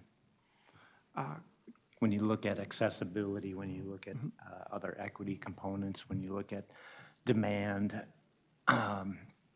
projections, when you look at the other requirements that we have, community engagement, et cetera. Emmett? Chair and council members, this has been one of those processes where there are really strong feelings on both sides. So what I'm offering right now is just my understanding of where things are at. But we have worked closely with the city of St. Paul throughout the planning process. The planning process has been going on for more than 2 years now, and the city has done what we've requested regarding the regional requirements. And so in the opinion of staff, the city has met the requirements of the Regional Parks Policy Plan. We don't say that this is a great development concept or a bad development concept. We say whether or not what they're proposing meets regional policy. So, thank you. Thank you. Madam Chair? Before there's a motion, I do want to remind that we're going to allow speakers to speak. So before there's a motion, okay, anybody else? Do that now? Pardon? Can we do that now? Yes, we're going to do that now. And before Emmett and Tracy leave, thank you very much. You both have done a wonderful job of preparing for this. And I will call forward Tom Darling from SARPA. Each speaker has 2 minutes, and we'll give you a 30-second warning, Tom, if that's okay. That's okay, but 2 minutes isn't enough. Of course it's not. But I'm going to Yeah. wait for a second till you start. My name's Tom Darling. I'm the president of the Summit Avenue Residential Preservation Association, or SARPA. And SARPA and literally thousands of others oppose this plan. And Excuse me, Tom, this is going to include your 2 minutes, because you're speaking to the issue. So Yeah, okay, I hate to be, no, that's fine. okay. Anyhow, this plan does not meet your criteria. And just for one example, your criteria says this is about a linking trail. Treadway should be placed where it will have no adverse impact on the natural resource base. This trail will result in the destruction of hundreds and hundreds of trees along Summit Avenue. That is the natural resource base. So it cannot be said that this meets your requirements. It must be feasible. That's one of your requirements. A trail that is less safe, a trail that will eliminate all parking from Lexington to the cathedral, a trail that's going to cut down hundreds and hundreds of trees, a trail that does not address the needs of the disabled is not feasible. What you should do, we believe, is not recommend approval, but rather send this back to the city of St. Paul to answer these factual questions. That is to say, they have never engaged with the professional arborist report that was commissioned by another citizens group, the SOS group. Never engaged with that, never attempted to determine whether that estimate of tree loss was acceptable. Ask yourself, is there any level of tree loss along Summit Avenue, the most historic part of St. Paul? Is there any level of tree loss that you would deem unacceptable? And if the answer to that is yes, then you need to send this back to the city. And one last thing, you won't get this back again. If the Met Council approves this, Madam Chair, point of it's order. over. Thank you, Tom. Thank you. And I'd be happy to answer questions. Okay, our next speaker is Patty Hartman.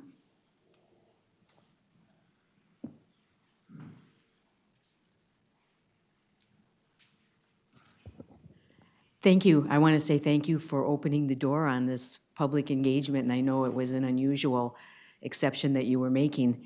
But I'm here to say that I've been watching this controversy simmering and boiling over, and I've been living in St. Paul for 40 years. And I really think that this is a watershed moment that can allow this group of people to bond more fully, more deeply, more authentically with the people that you govern and the decision-making process. There's clearly been a lot of glitches in the public engagement with St. Paul, and it's not even close, really, when you look at the arguments and the sentiments that have been put forth, that there are such a large group of people that have some valid concerns here that are being shut out. And to say that it's just in the hands of St. Paul, and if St. Paul approves it, that's the end of it, I think you're really overlooking what's really important. Summit Avenue isn't just a transportation corridor. It is a piece of St. Paul that represents architecture, history, beauty, environmental assets that recharge, replenish the soul of the people here. And I'm hoping that the people here will take a pause. Don't push it forward. Let it go back. Thank you. Thank you, Patty. And Bridget Alice. I've had to practice that, Bridget.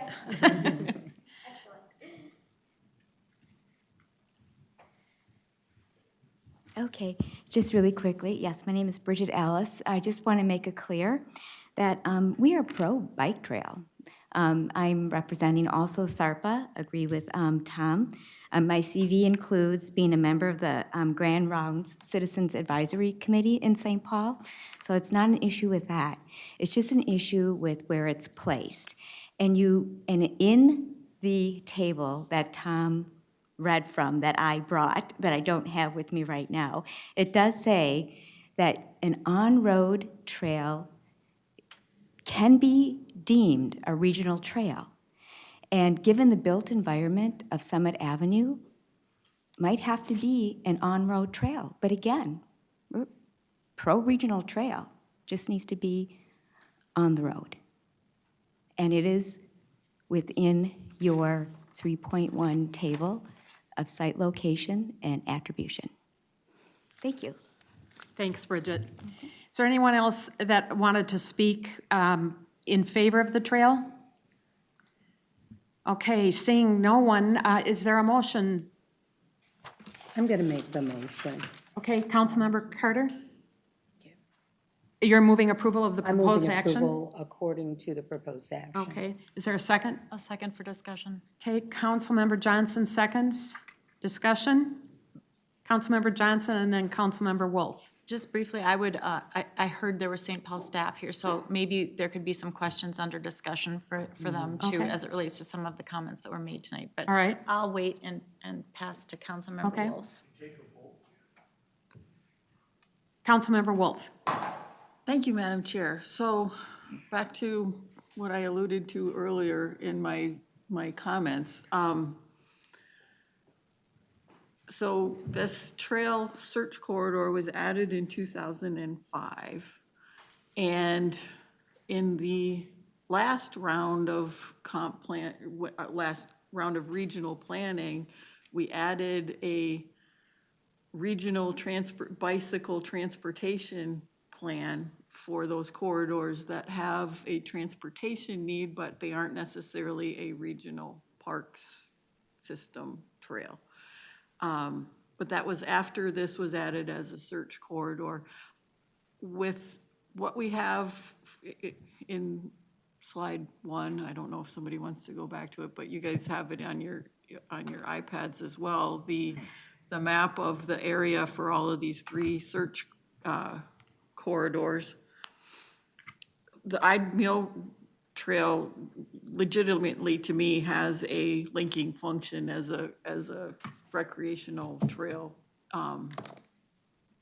The Summit Avenue corridor No, the next one, the one with the maps, please. Yeah, there.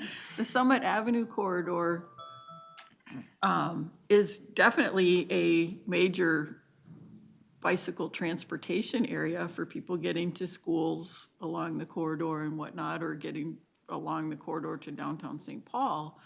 But it, to me, doesn't meet the function that it was originally put into the Parks Policy Plan to do, of linking park areas. It, like I said, transportation function, absolutely. Recreation function on a regional scale where people are going to, you know, put their bike on a bike rack and bring it there to ride around. From other areas of the region, I don't really think it does. And I'm concerned about us putting regional park money into it when it no longer fits what we really define as our regional trail needs.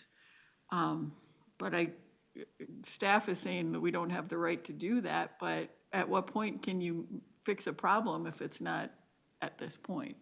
And so I intend to vote against this because I don't think it really fits what we consider a regional trail anymore. Maybe it did in 2005. I wasn't here in 2005. I've been here since 2009, and I was the liaison to MPOSC for 9 years, I think.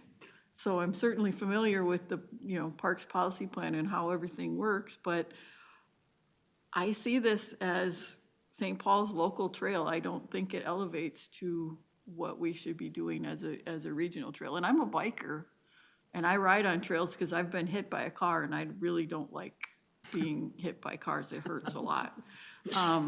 But I rarely see other bikers actually on the bike trails. They're usually driving down the side of the road. Like even I live next to Cedar Avenue, and there's a bike trail that runs all the way down Cedar Avenue, and they just repaved it last fall or this spring, so it's brand new. It's really nice. It doesn't have cracks in it, you know. And I was riding, anytime I ride on it, I almost never see other bikers on the trail. They're always on the roadway, even though it's a 55-mile-an-hour roadway.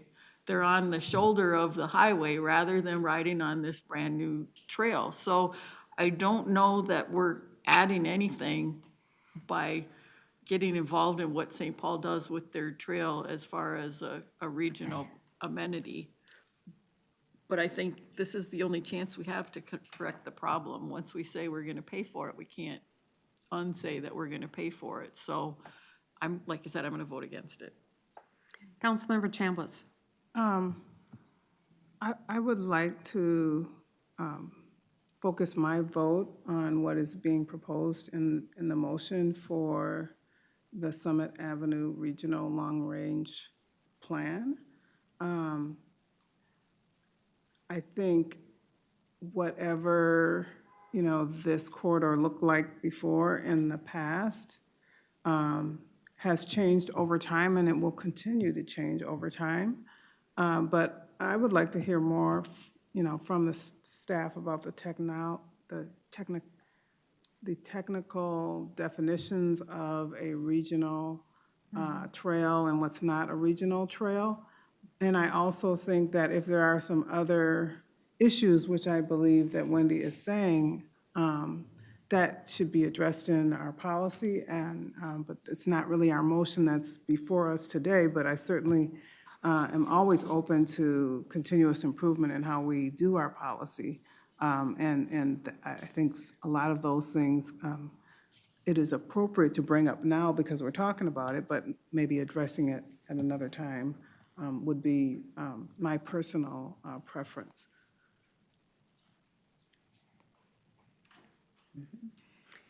Councilmember Johnson. Thank you, Madam Chair. So, you know, Madam Chair, could we bring up Mr. Mullen just another time Yes. to maybe address some of this again for clarity? So, Mr. Mullen, you know, we get search corridors, you know, put into the plan because that's how we begin planning. And our local partners are, I think, maybe we suggest them or they suggest them, I don't know, but they end up so that we start to see progress to some of this. So to Councilmember Wolf's point, are we viewing this, is there a requirement? Hey, everybody, I am not the parks person here. I'm in housing and I am in budgets. So let me just be clear on that. But as it relates to planning, which I have done a lot of, you know, is this a connector trail, or is this money that would be flowing through us to our local partner, in this case, St. Paul, befitting the requirements / goals / intents of the plan as it relates to a destination trail? And let me preface this. When I was new on this council, I remember a regional trail was being proposed in North Minneapolis along a creek in, I think it was the Lynn Bohannon neighborhood. And I think there's been maybe 1 or 2 more that were proposed.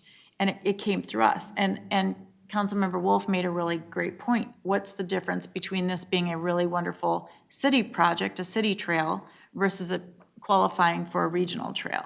So this is a big deal trail, not that everybody's trails, by the way, are big deal trails, but this is a really big deal. So I'm trying to understand again where a wonderful city trail project with great significance for all the modes comes forward, and how we determine when it should be strictly city, and when then it hits that regional plan where, as Councilmember Wolf is stating, there's some destination where people could come and park and visit. And, you know, I'm not imagining that people are gonna bring their bikes on the back of a thing and get off and picnic in the middle of Summit Avenue.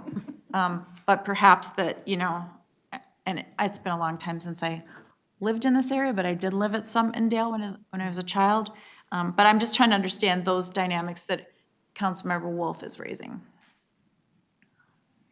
Emmett? Chair and council member, as Councilmember Wolf knows, the requirements for a regional trail or a regional linking trail are that it is of regional significance, that it's linking regional park units. So in this case, the Mississippi Gorge Regional Park and the Sam Morgan Regional Trail, which runs along the Mississippi.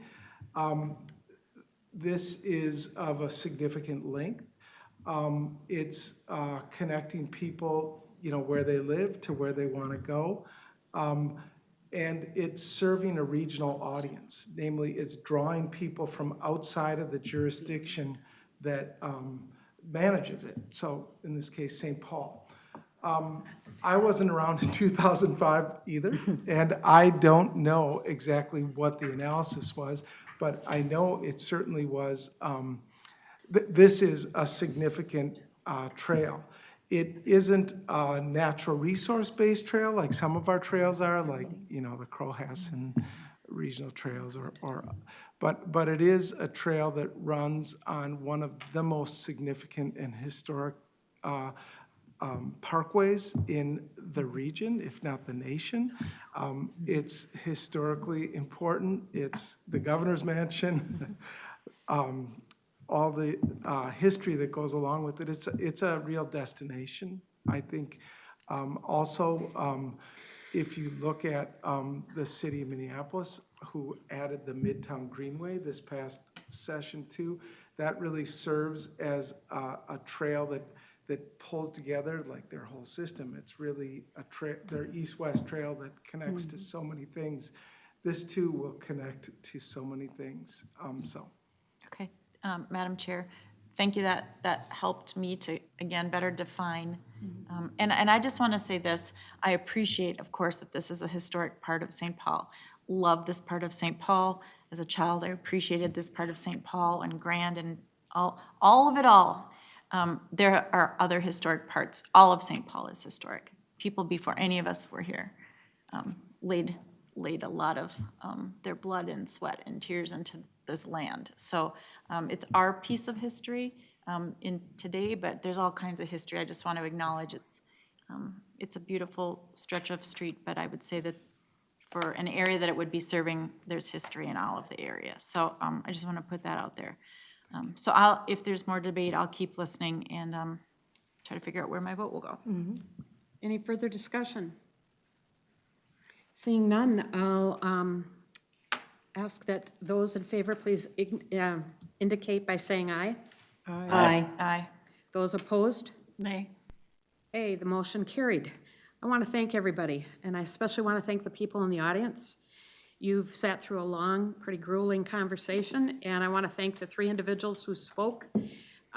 It takes a lot to step forward, and all 3 of you did an excellent job.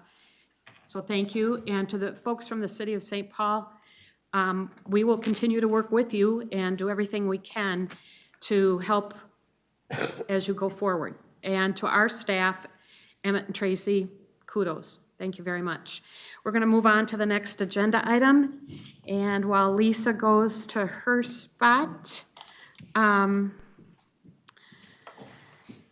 I want to introduce this by indicating that this is going to sound like we're going to be rolling in bucks, but listen carefully. Thank you, Madam Chair, council members. I don't have a presentation for you this morning. The one on the screen is for our information item. We've been here a long time, but it's evening. Right. There's still sunshine out there. Yep. But my item before you today is regarding request to adopt a resolution that would impose a Metropolitan regional sales and use tax for local affordable housing aid. And as you maybe might recall, when Judge Shetton provided the legislative wrap-up this year, out of the litany of activities that happened, there was one item about the sales tax in there that we didn't have a lot of opportunity to dig into at that particular meeting. So today I just want to tell you a little bit about it. The sales tax would be 0.25% on retail sales made in the metro area or to a destination in the 7 metropolitan area counties. And then that sales and use tax would be dedicated for affordable housing aid, and that it would be collected and administered by the Department of Revenue and applied to sales and purchases made after October 1st of this year. As part of the legislation, we're required to pass a resolution to say, yes, we're going to impose the sales tax because it is just for the 7-county metro area. The state cannot impose a sales tax for a sub-jurisdiction of the state. They can only impose statewide sales taxes. So like other cities in the region who receive special dispensation to consider imposing a sales tax within their jurisdiction. St. Paul, for example, received that through the legislature this year. The council is required in this case to impose this sales and use tax. It is defined in formula under the law how it will be distributed. A quarter of it to go to the state-run rent assistance account, a quarter to the Metropolitan City Aid account, and 50% of it to the Metropolitan County Aid account. And all of the eligible activities for use for a city and county activities are also defined within this law, but largely fall within the scope of housing construction, emergency rental assistance, and kind of all of the things in between all of that. And so while we are required to impose this tax, we will not be eligible to directly receive any sales or use tax proceeds from this. Rather, you've heard Terry Smith from our HRA speak to this before, how we do expect that the Minnesota Housing will be developing a statewide rent assistance program, the metro portion of which would be funded through this sales tax. We would be an eligible applicant to receive dollars through that program. Yes, that we collect, exactly. So that is the item here before you today. The resolution is attached to this, and the staff recommendation is that as we're required to do by law, that you adopt you recommend that the council adopt the resolution attached to this, imposing a metropolitan region sales and use tax for local affordable housing aid. I'm happy to answer any questions. Any questions or comment? Councilmember Chambliss. Just a comment. As we all know, housing is very important in this community. We do have a homeless problem. We do have an affordable housing issue where people are not finding enough affordable housing. And for the metropolitan government and our state to acknowledge that unless we address the problem, it is going to get worse. If we had had this money a lot sooner, we probably would be able to dig out of the housing issue that we have a lot sooner, and better late than never. We do have a ways to go, even with the sales tax, to close that housing gap. So I'm very happy to see that Metropolitan Council has an opportunity to make a difference in closing that housing gap. Councilmember Johnson. Thank you, Madam Chair. And I know Judd probably went over it, or maybe you mentioned it, but what's the total amount we think will be in this pool that we can apply for? And is there a limit as to how much an entity like the Met Council can apply for? Madam Chair, Councilmember Johnson, the amount that we would apply for would not be for funding. It would probably be, now this is going to be a little bit premature because Minnesota Housing is in the process of creating the state rental assistance program, and they're given direction within the statutes, which are very long here, about how that state rent assistance program should be set up, including determining the number of vouchers available to public housing agencies based on the need within their respective jurisdictions and a couple of other factors that I might be forgetting right now. So it will be really more related to how many vouchers a particular entity would be eligible for receiving based on those demographic characteristics of their jurisdiction, as well as then any administrative fees that would accompany those vouchers in order to implement and actually manage those vouchers, similar to the federal housing choice voucher program. And Madam Chair? Yes. And again, this might be in the weeds, but does it also have the same restriction that we learned about when Ms. Smith shared information with us at our last, I think it was a work session, that we can go up to 50%, but not beyond? Would it mirror in the you know, I know there's a push for 30 only, but would it mirror that federal that is actually 50 and below? Do you know? Madam Chair, Councilmember Johnson, I would have to review that section. There is some guidance for Minnesota Housing on how to implement the state rent assistance program. Is very high level. Some of the details will be in the program guidance that Minnesota Housing develops. So it is a pretty high level jurisdiction here, or I'm sorry, direction that's in statute. But let me follow up with you because I don't want to provide the wrong information. I can share that with the whole committee. And Madam Chair, in good time, right? Whenever it becomes very apparent would be great. I don't want you to, you got a lot of more important things, but I'm just curious. And Madam Chair, if I just may, you know, this again is there's always a need for more vouchers, more support, but I will reiterate that this economy needs to work for everybody.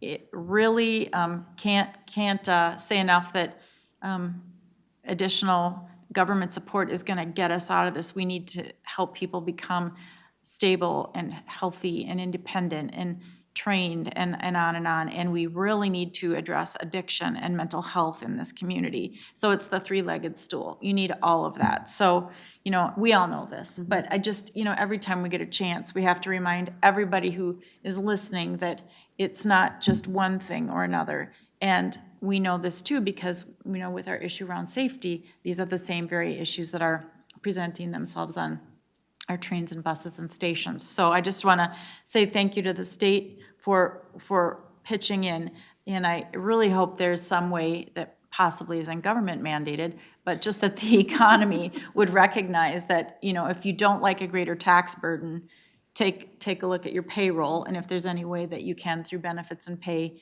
get there, maybe that's the way to do it. And I would also just say, and I chair management, but we really are also making sure that the 4,000 some employees we have here are also receiving living wages and very good benefits. So as an employer ourselves, so, you know, do as we do, not just as we say. So I just wanted to say that because it's good news, but we have a long way to go.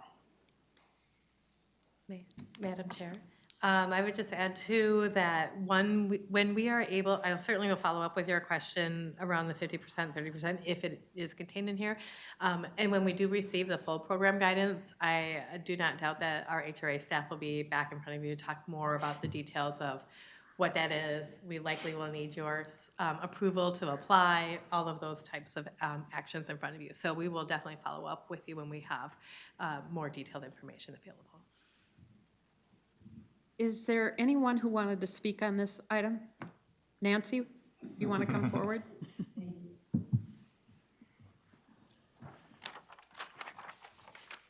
If you can. Honorable Vice Chair Vento and CDC members, I'm Reverend Nancy Nord-Bentz, Public Policy Manager at Beacon, an interfaith housing collaborative of about 100 congregations in the greater metro area. I'm proud to say that Beacon spearheaded the Bring It Home Minnesota campaign for the state rent support at the legislature, which is what we're talking about right now, resulted in the passage of the regional sales tax in its big long name, which is currently under discussion. Bring It Home Minnesota will create approximately 5,000 new housing vouchers for the state as it stands right now, and about 2,500 of those will go to the greater metro area, to agencies in this area. Beacon is calling on the CDC to make a reliable annual supply of project-based vouchers available to expedite development of 30 AMI housing in the suburbs. Yes, I know you've heard me say that a lot. We hope Bring It Home will make that easier for you all to pass a policy like that by making additional Metro vouchers available. So I urge you to vote in favor of this resolution today to impose the Metro regional sales tax. I'd also like to thank, and he's not here anymore, but Chair Lilligren, as well as the Met Council staff and Chair Seelye, for meeting with Beacon representatives on July 26th. I won't pretend that it was an easy meeting, but we deeply appreciated the opportunity to hear the Met Council's concerns and share our own. At the meeting, we learned that there's much we agree on. We all sincerely want what's best for those who need deeply affordable housing in the suburbs. We all recognize that difficult choices need to be made when managing a scarce resource like rent vouchers. And we agree that the issue is incredibly complex and change of any sort will take a long time to implement. Although we still hold different positions on how rent support should be allocated to meet the growing suburban need, we're excited that Chair Lilligren agreed at that meeting to lead a policy discussion about PBVs with the CDC this summer, and we look forward to participating in that discussion. So thank you again, and especially for voting today to make it easier for me to do this. Open conversation is so important. We know that you agree that the suburban families need it, and together we can do hard things. Thank you, Nancy. I did Time's it. up. Yeah. Thanks, all. Okay, is there a motion? Madam Chair? Yes. As far as what is actually in front of us today, we have no say. Right. The legislature says we have to do it. We have no say about how it's administered or anything. So I'm going to move approval so we can just get this done because we don't have any decisions to make about it anyway. Exactly. I'll second it. Motion and a second. Any discussion? I just have one Very last brief, comment. please. Very brief, and We that's have why I brought one up. more item on the agenda. Yep, that's why I brought up the 50-30, because I know Beacon wants 30 for 30, and we might not be able to come through if it's a 50% from what I understood, and that's all. I can talk later about it. Thank you, thank you. Any more discussion? Thank you. All in favor, please signify by saying aye. Aye. Opposed? Motion carried. We're going to move on to our presentation. Thank you, Lisa. You covered a lot of turf there. Madam Chair, I'm not able to stay for this delayed presentation, but I will watch it later if that's okay. No problem. Darcy, you're the patron saint of getting stuck at the end of a long agenda. The Humboldt Parks researcher is always an info item. Yeah, well, and what's really sad about it is that it's always a long agenda. So with that, I'll turn it over to you and not talk anymore. Great, thank you, Chair, council members. And before jumping into the use estimate, as one of the staff members that worked on the Young Leaders collaboration, as we did the debrief, I just wanted to share with you that for them, the highlight was, as one of them said, being taken seriously by adults who are important. They really, really valued the kind of generosity and thoughtfulness that you engaged with them here at the podium and also out in the corridor ahead of time. So I just wanted to thank you for that important work that you did. And now I will. Darcy, on behalf of the committee, I'd like you to share with the youth we may be important, but they're more important, and the messages they delivered were powerful, so thank you. They are Yeah, an incredible, they were great. incredible groups of young people from across the region, but I just wanted to thank you for that. But let's turn to another research topic here of the annual use estimates for the 2022 annual use estimates and park visitations. So I think almost everyone here has heard this presentation before, but as you may remember, these estimates have been produced annually since 1995, except for the year of the pandemic in 2020. And it's used in calculating funding allocation to 10 implementing agencies to calculate that share of regional parks and trail system grant program dollars. It also allows us to monitor use over time, trends over time. I have a couple of interesting trends to share with you this evening. And we have two kind of statutorily required research responsibilities. The other one is the visitor study, where we actually talk to people about their experiences in parks. This is estimating how many visitors we have, and the next visitor study is going to be in 2025. And the 2022 use estimates include estimating visitation for 128 regional parks, trails, park reserves, and special recreation features. And we use multipliers from the 2021 visitor study to estimate how many folks are coming in each car we count, for example, and how do we calculate seasonal visitation. And this is not the only way to look at value. We always get excited when visitation increases, but it's not the only way that we can talk about the value that our regional park and trail system contributes to the region in so many different ways. Very briefly, how we calculate annual use estimates. I think the most important thing to recognize is that this is not a project that I do alone. I have collaboration from all 10 implementing agencies, literally dozens of staff members, as well as additional research staff colleagues here at the council. And just to walk you very quickly how we do it, is that we create a random schedule for them to take, for park staff across the region to take sample counts. And they start these counts at Memorial Day and they end them at Labor Day. They count, depending on the type of entrance, the number of pedestrians, cyclists, vehicles, buses, boats, horseback riders entering a regional park or trail at that entrance. And they're scheduled and randomized across times and also weekdays and weekends. And then after we have that summer raw count, we then combine it with the counts from the previous 3 years so we can even out weather anomalies, construction anomalies, and the like. And then we create an estimate of summer visitation, and then we expand that to think about what's the ratio of fall and spring visitors according to the visitor study, and also winter. And then we add in special events and camping, which are submitted by the agencies. And so with all of that, drum roll please, let's look at the results. So we had 69 million visitors to the regional park and trail system last year, and that's an increase from 2021. It's the most visits on record, and it's a 6.4% increase over 2021, when visits were estimated at 64.9 million. And visitation grew at a similar pace between 2018 and 2019. We're seeing a pretty steady pattern. This is one kind of interesting finding, is that special events are rebounding. If you remember when I came to you last year, we in 2021, due to the pandemic, there were about 1 million special events visits that were lost. And special events rose in between 2021 and 2022 by 28%, 676,000. But we have not yet gotten back to those pre-pandemic levels, and there was not an increase in every implementing agency.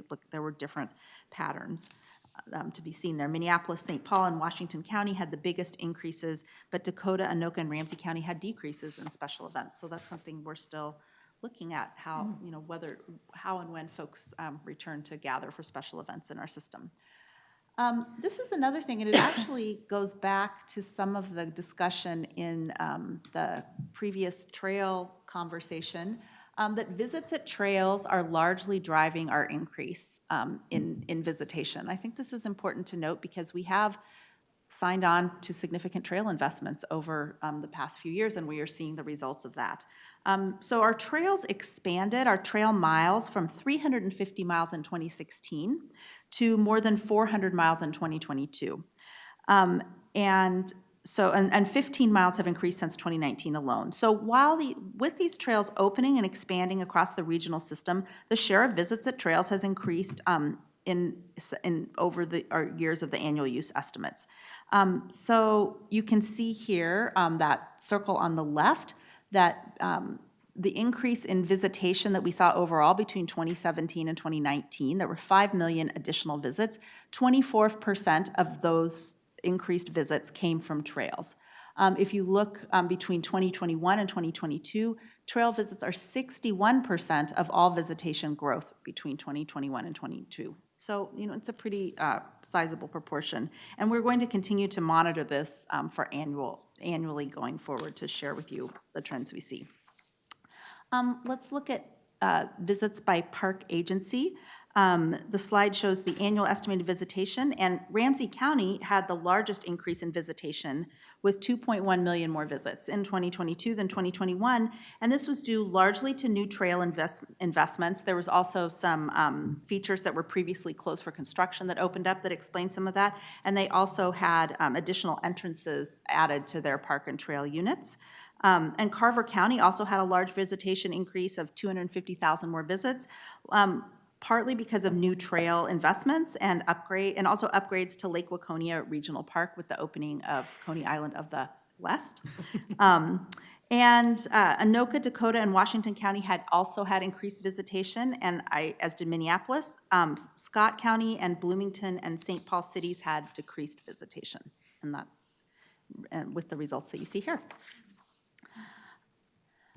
Let's look at the most visited units in the system. So you see here, you have the top 10 units with Minneapolis Chain of Lakes and Como Regional Park, Zoo, and Conservatory as the two most visited units in the system.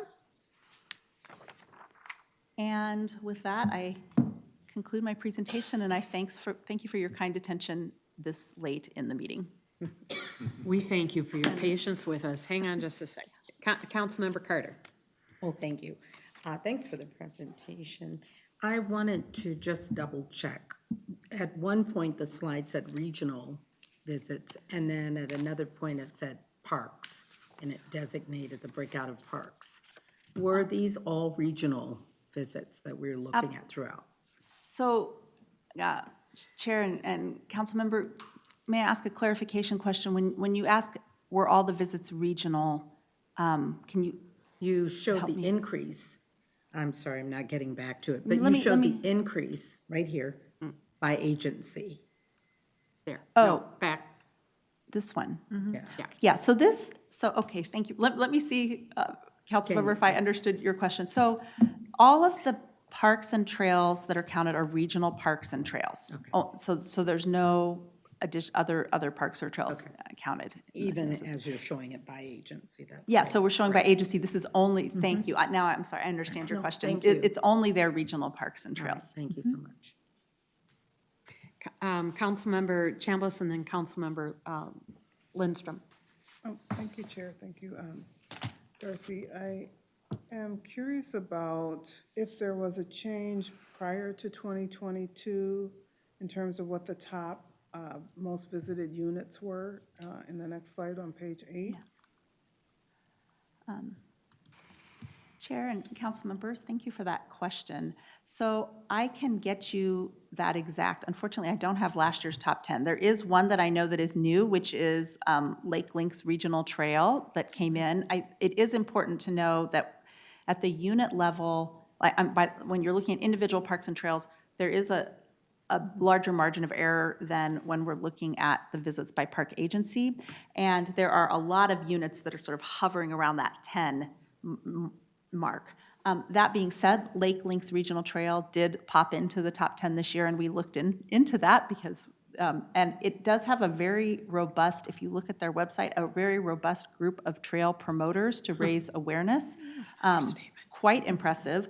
And also, Ramsey County correctly identified that there were entrances that had not been included in previous counts, and they expanded their number of entrances to be more accurate, which we invite everyone, all agencies to do. So that one is new. The rest of them, there's not a lot of shifts there, although we do see a decrease in Como's overall numbers. And that's something else that we're monitoring. And I can easily just look at last year's top 10 and send you a more detailed answer if you'd like. Yeah, that'd be nice. Yes, thank you for the question. Councilmember Lindstrom. Thank you. I'm curious about the raw counts. I know that park staff do these raw counts on random days, Saturdays in June and Wednesdays in January, I imagine, or is it just summer? Or and I'm just kind of curious, like how many, and maybe you mentioned this, how often do they do these For sure. raw counts? And is there ever any concern that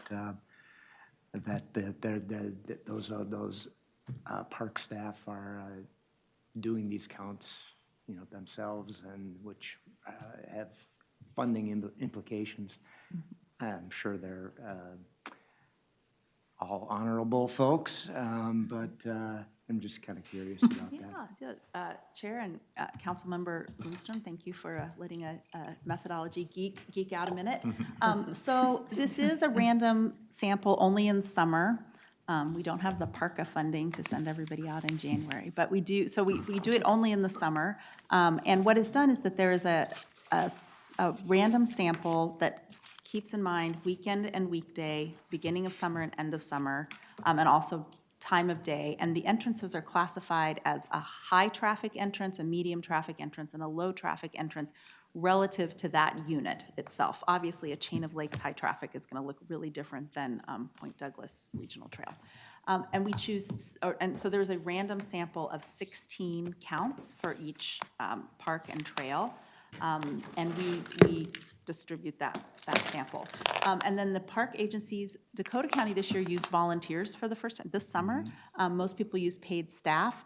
And we do audits that we go out and check and see. We also check and see the counts that have come in. It is an honor system, but we do have rigorous training, and we're checking in about that. So that's what we do. Very good. Thank you. Darcy, thank you. It's always excellent. Thank you. Great work, and thanks to all of the folks that help make sure that we've got these great reports coming to us each year. Thank you very much. There's nothing else before the, oh good, there's nothing else before the committee. We are adjourned. Good meeting. Thank you. Emmett said he's amazing. Thank you. Emmett says he's amazing.